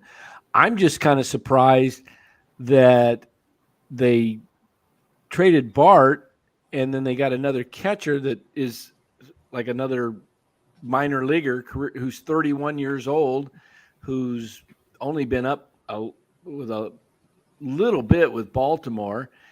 I don't know. He doesn't hit. And so they got Papierski and this guy now win in the organization, but they got Papierski down in the minors with Bart and Genovese. And so I'm thinking, why would you keep Papierski? They released Padlo today, who looked like a guy that might be a pretty decent hitter after, but his fielding, strong. The fielding. Well, he had that bad game. Yeah. They lost. But yeah, I don't know. I'm just baffled with the Papierski thing because he's taken up a 40-man roster spot. And now you got Bart down there. The whole idea of bringing Papierski, I thought, was to give Bart, a chance so that they have backup in the organization. But now you got 3 catchers on the AAA roster. You're not going to keep all 3. I wouldn't imagine. So I think something else is coming. I don't know who they filled the spot with. Who was the backup tonight? Well, Casali started and he played the whole game. But who was on the bench as the backup catcher? I don't know. Did this win make it in time to get on the bench? I didn't watch the game because I was of the Warrior game, so I have no idea who the backup was tonight. I didn't see. I had the volume down because I was watching the Warriors. The backup never played tonight, but I don't know if he was active tonight. Yeah, but you don't go into a game with one catcher if he goes down. So I'm just looking here at the roster and seeing who's on the 26th man. Let me see. Well, maybe Ruff or LaStella or somebody like that would be a backup catcher in a pinch. But the Giants only got 7 hits today. They win 2-1. If you just tuned in, Colorado scored in the top of the 3rd. Giants tied it in the bottom of the 4th. So you had a 1-1 game going to the 9th, and nobody could score. So the Giants, sure enough, we get to the 10th, the Giants got out of it in the top of the 10th. Doval pitched a shutout inning, striking out 1, and then the Giants in the bottom of the 10th plated a run. And it was Luis Gonzalez with a nice single to right field, and that scored Walton on an error by Charlie Blackmon, who overran the ball in right field. And so the Giants even that series 1-1. But it is interesting looking at the Giants. I know, like if you said to me, are the Giants a poor defensive team because they do allow contact, they don't have all strikeout pitchers, and it's like, okay, so I would say on first blush, no, they're a pretty good defensive team. Why? Because, Casali's good behind the dish. Longoria's good at 3rd. Crawford's good at short. Strada has made a number of really impressive plays at 2nd, and Belt is well above average at 1st. But then you look at there's age at shortstop, age at 3rd base, age at 1st base.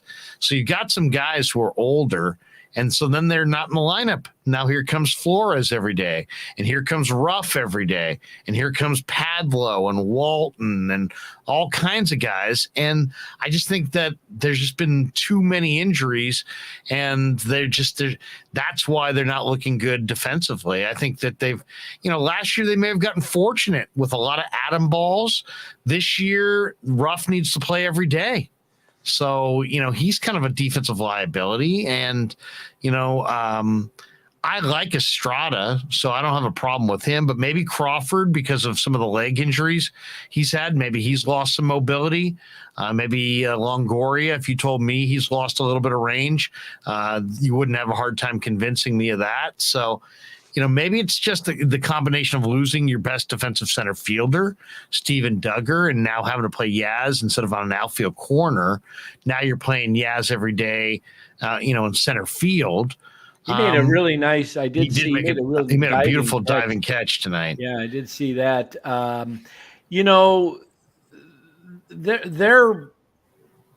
They've got some definite issues, as you said, along the infield. Very, very old infield. I mean, you got Crawford, 34, 35, whatever he is. Carlos says Wins was on the bench tonight. Yeah, Danny.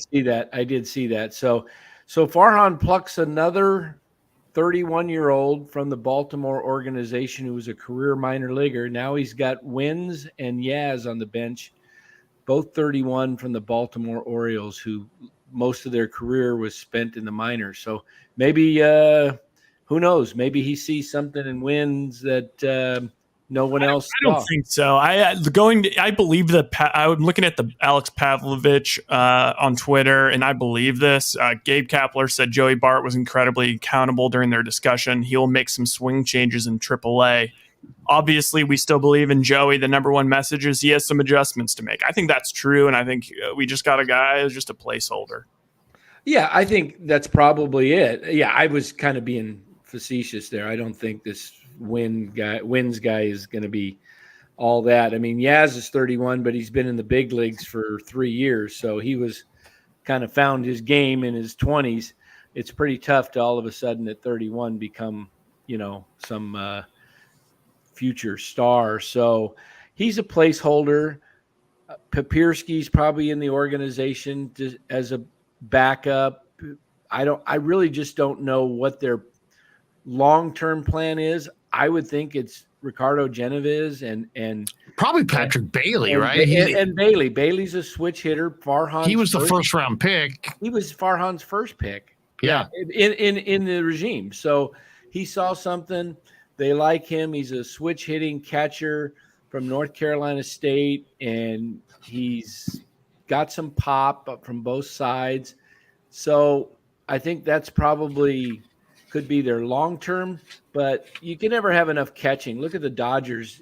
They've had Will Smith, and then Kelbert Ruiz was in that Max Scherzer trade, and he's one of the top 10 catchers in baseball with the Nationals, and he looks like a real solid guy that can hit and really good behind the plate. So, Bart's going to probably get some adjustments down there. He'll probably be down there till at least after the All-Star break, and maybe he turns it around over the next 2 months and comes back as a call up sometime in August and rides the wave home. I don't know. I mean, I'll tell you what I think. I think that the Giants and the A's need a blockbuster deal. They really do. Seriously, we need a Giants A's. I mean, no more Ernie Riles for small deals. Laureano. I want Sean Murphy. I want Laureano. I'll take a Chad Pinder. I'll take Luis Barrera. I'll take a Frankie Montas. I'll take a couple of their significant pieces. And I would be willing to trade Joey Bart and some significant pieces back to them, and why not? Why not at this point? I mean, the A's aren't going anywhere. They're talking about, building for the future in Vegas and this and that. And if the Giants added a Ramon Laureano, Frankie Montas, and Sean Murphy, you know what? That those three guys could really help out quite a bit this year. What other significant And the pieces Giants can besides trade. Bart? What else What's would that? what other significant pieces you said you would be willing to let go in that kind of those three players? And you mentioned Bart. Who else would you give up? Well, I'd be willing to move on significant pieces, like my top, 2 or 3 of my top 15, top 20 guys. Absolutely, I would. In today's MLB, you don't trade your top 3 guys. So I mean, You're not trading Marco Luciano, not doing it. Right. You're not trading Kyle Harrison. You're not trading Luis Matos. But if you could make a trade and trade Joey Bart and Hunter Bishop and Gregory Santos and Sean Jelly or something like that, and you could get a deal where you got Frankie Montas and Ramon Laureano and Sean Murphy, something like that, I'd be willing to do it. I mean, Murphy's hitting 202 with a 276 on base percentage. It's not like he's ripping it, right, but he's more ready to play than Joey Bart. But I think you could still make an argument that Bart long term is of greater value than Sean Murphy. And, who knows, maybe an Elliot Ramos. Somebody like that who's kind of stalled out, and maybe the A's would take a Ramos if and give you a Laureano. I'm just saying at this point, the Giants and the A's have had a hard time getting on the same page trade wise because they've always been so competitive with one another. But now the A's are going nowhere. They got beat 13-2. They're woefully under 500. It's a fire sale. They've moved a bunch of guys. They're gonna move a bunch more guys, and they probably want prospects. And the Giants have some prospects to trade for the first time. As I said, I wouldn't trade my elite guys, but I think there's a monster Giants A's deal that could be made that could potentially be a win-win. And help both clubs. I really do. The Giants are really going to have to pick it up because Atlanta is on a roll, and they are hot on their tail for the last wild card spot. They're only a game out. The Phillies have won 6 in a row since they fired Joe Girardi and are now 27-29, just 3.5 back. So I think it's going to be it's going to be San Diego, St. Louis, San Francisco, Atlanta, Philadelphia, those 5 teams vying for 3 spots. So with San Diego's pitching. Say those teams again. That's the Giants, Padres, Cardinals, Braves, and Phillies. Those 5 teams 3 of the 5 will make it. It's possible. I like the Giants' chances there, even with their issues they're having. I like their chances against those teams. Yeah, the one that scares me the most is Atlanta because of their willingness to wheel and deal at the deadline and what they did last year to get better and win the World Series. They're pitching solid. They've got really good starting pitching, and I think that's the Phillies' issue has been their pitching. But they have Nola and don't they have why am I drawing a blank? Great pitcher, former Giant. Isn't he with the Phillies? Zach Wheeler? Yeah, isn't Wheeler with them? Yeah, but I mean, they're not moving him, and he makes $110 million. No, I'm just saying that the Phillies have some pitching too, but they don't have much depth in their staff. So I just think the Giants are trying to tread water right now without Belt, without Wade. Once those guys come back, Belt should be back. I thought he was going to be back this week. I don't know what's going on, but could be one of the out of shape guys. By the way, I put together a little list of guys who I could see potentially being the out of shape guys. Tell me if you think. Who do you got? Ruff.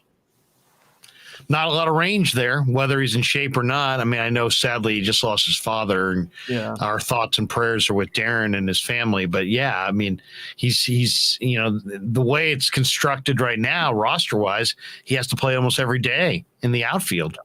Crawford, Flores. Crawford is an excellent defensive player, but he's also approaching mid-30s at this point, right? How old's Crawford? 33, 35. 34. Yeah, I think he's 34. All right. I'll just run through them quick. Flores, Jock, Longoria, Jake McGee, maybe. Rodon, maybe. I think he was talking about fielders. I thought Jock Peterson. Jock Peterson to me looks kind of for sure. like he's heavier than he was when I remember him coming up with LA. I don't know. It is interesting though. Farhan's like, hey, I'm not calling out anybody. Yeah. Dude, Crawford's 35. you basically called out everybody. I mean, he didn't name anybody, so now everybody's there left to speculate about who's he talking about. But he kind of basically called out everybody. So it's interesting. It sounds like Cap's got a little pushback from some of the starting staff too in the last week. Yeah. So is this the first crack in the Kapler dam? I mean, they won 107 games last year.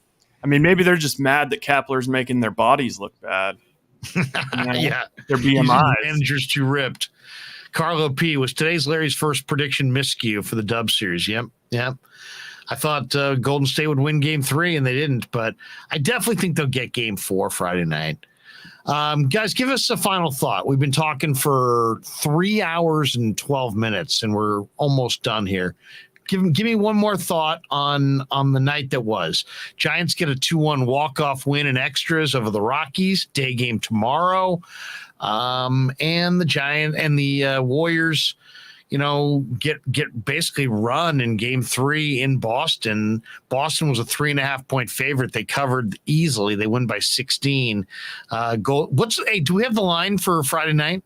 Yeah, it's concerning. It's 4, which there's a thing called Boston by 4. Yeah, and generally home court is worth 3. And usually the zigzag theory is worth 1 point, which the zigzag theory is essentially just whoever lost the previous game. You change the line by a point. So you'd theoretically think that the next game would be 2.5 because of all the Warriors' motivation. But I'm guessing they set it at 4 because of Curry's questionable health. My final thing is, I think the Warriors are still in the series. I still think they win on Friday if Curry is at least 95% of what. And I don't know how we're going to judge. I mean, we're going to be able to tell. If he looks like Curry, then I think that they'll win. And then also, I don't know if this is a hot take, but I don't know. I think Bart, compared to just so many of these guys, like at least the guy freaking raked, in the minors. At least he was hitting jacks. And honestly, if we're going to trade for a catcher, I'd rather trade Bailey and Ramos or something like that than I would Bart. That's interesting because Bart does have massive power. So if you trade Bart, just know that there's a chance he could hit 40 home runs for somebody at some point, or he could wind up being a nothing. That's happened as well. Danny, you got a final thought on the night? Yeah, it's 2:06 in Murfreesboro, Tennessee. Relax. Time to relax, everybody. And I haven't heard from Jay, and I kind of miss your calls, Jay. Jay was in the chat. Jay was in the chat. Oh, he was, Jay. yeah. I didn't. Oh, wow. I didn't call in and was expecting. I wanted to hear a little perspective from Jay Hutch tonight. So my final thought is right now the Giants are treading water. They're not a very exciting team to watch. They're scoring in one inning a game. Tonight they had to score 1 run in 2 innings to pull it out. But the fact is this isn't the lineup that was expected. We knew that they were going to be missing Buster's right-handed bat and his leadership. I think it's probably a little bit more than even the Giants thought, how much they're missing that. So I do think some changes will be coming with some veteran right-handed batters, 1 or 2 bats coming to the lineup. I don't know when, but I still believe when Belt comes back and Wade, and I did hear some good things about Lamont Wade is progressing faster than they expected. They were earlier expecting late June. He may be available very soon because he's on a rehab, I believe, now. So I'm looking forward when Belt and Wade come back that I think the lineup will start to click, and I think you'll see the Giants play closer to 600 ball when Belt and Wade are in the lineup every day. I'd love to see it. Love to see it. I think the Giants. I'm going to hold off on being critical of the Giants until I see Farhan kind of lay this thing out between now and July. So we've got basically 6 weeks until the trade deadline. The rest of June, all of July. I have faith in Farhan. I think he'll. I thought I would have loved to have seen him be more active in the offseason. But I do think he'll make a significant move or two, and I'm just going to hold off evaluating him and the Giants until I see what they do leading into July, or leading into August, I should say. As far as the Warriors go, I'm going to make a bold prediction, guys. I don't think Golden State loses again this year. I think Golden State wins 3 in a row and sends Boston packing. We'll see if it happens. That's how I see it. I think Golden State bounces back. I think the next game after that is a battle royale that goes to Golden State, and then I think Golden State finishes it up in 6. I know it sounds unlikely that they're going to win 2 of the next 3 in Boston and finish it in Boston, but I think they've got the championship pedigree, and I think they're going to rise to the occasion. Right now, it looks daunting. But by the time we get to the clincher, it will look like, this is what we all expected. So why don't we do this? Give me Danny one more time with the Monster Slam. Kelch Chronicles writes, I was really hoping Chardal got those season tickets. That didn't happen. Yeah, 50 and 11, man. I was sweating it. That did not happen. Hey, did we get the tickets to the winner, though? I made contact with Romo. Yeah, unfortunately, something had come up and he wasn't able to get there tonight. He's going to Oh, really? Oh, sorry. But I will say this, Larry, one last quick thing. Stranger things have happened in sports, and a lot of times sports has the weirdest things. With the Celtics not losing 2 in a row, it would be very ironic to have them lose 3 in a row. Yeah, and I've seen teams do that where they have this incredible streak, and then all of a sudden they lose their last 2 or 3. And so that would be great. And if any team is capable of doing it, it would be the Warriors. Rye, send us off. We need a little Monster Slam. He's going to drive to the hoop again. He kicks it out to Wiggins. Wiggins drives, goes in for a Monster Slam! Yeah, never met a man I've been scared of. Careful, you gon' get exactly what you asked for. Here for whatever you bring me, getting handled. I answer to no one, I don't need to hassle. Yeah, we ain't never fall back.